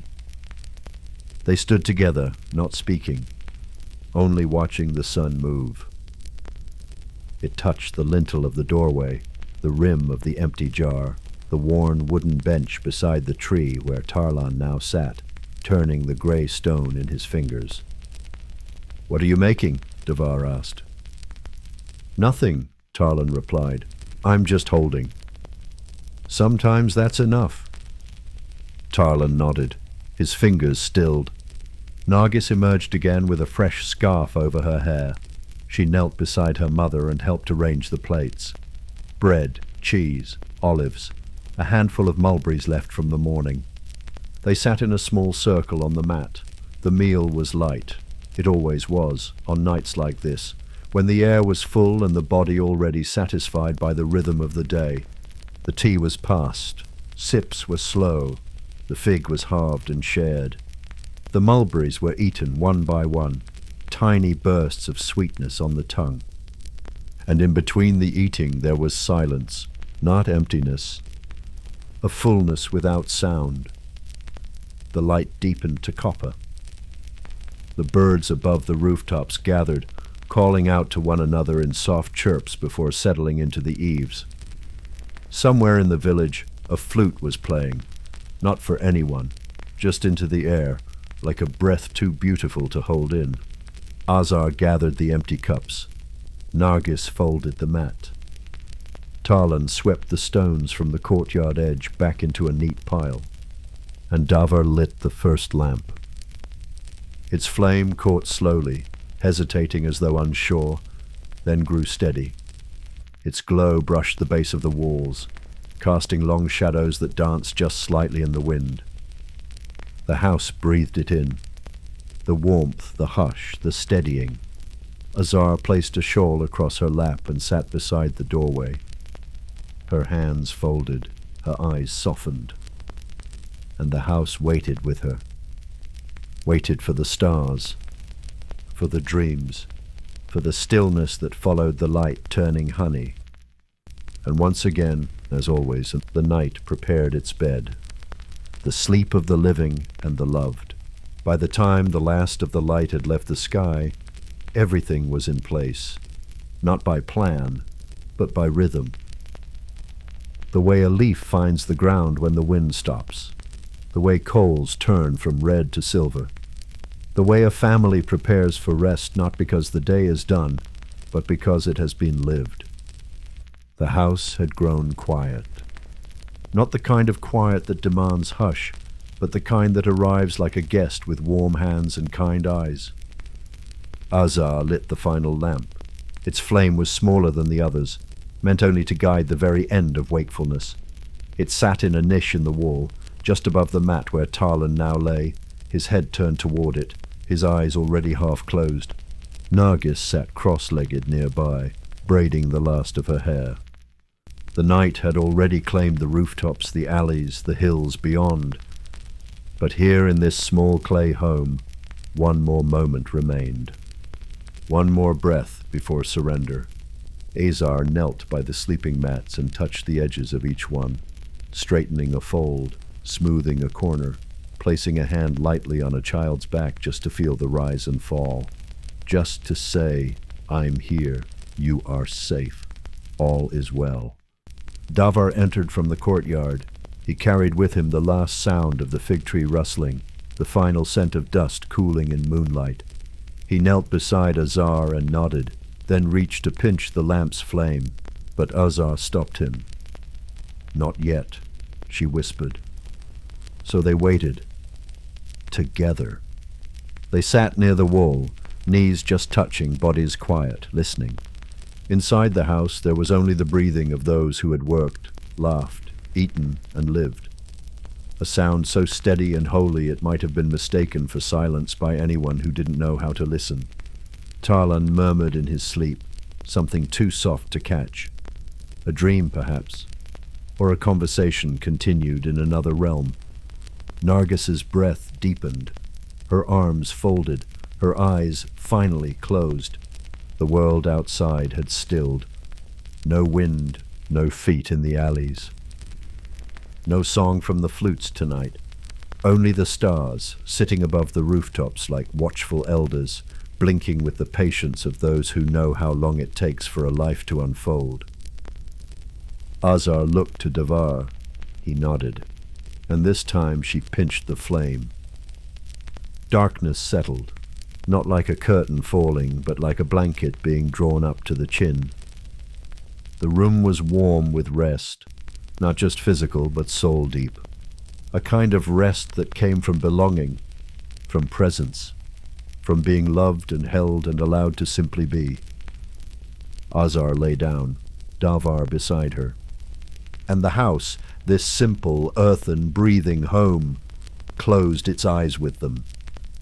In the courtyard, the apricot tree stood tall in the dark, its leaves still as prayer. In the kitchen, the last of the steam curled upward from the rim of the teapot, vanishing into memory.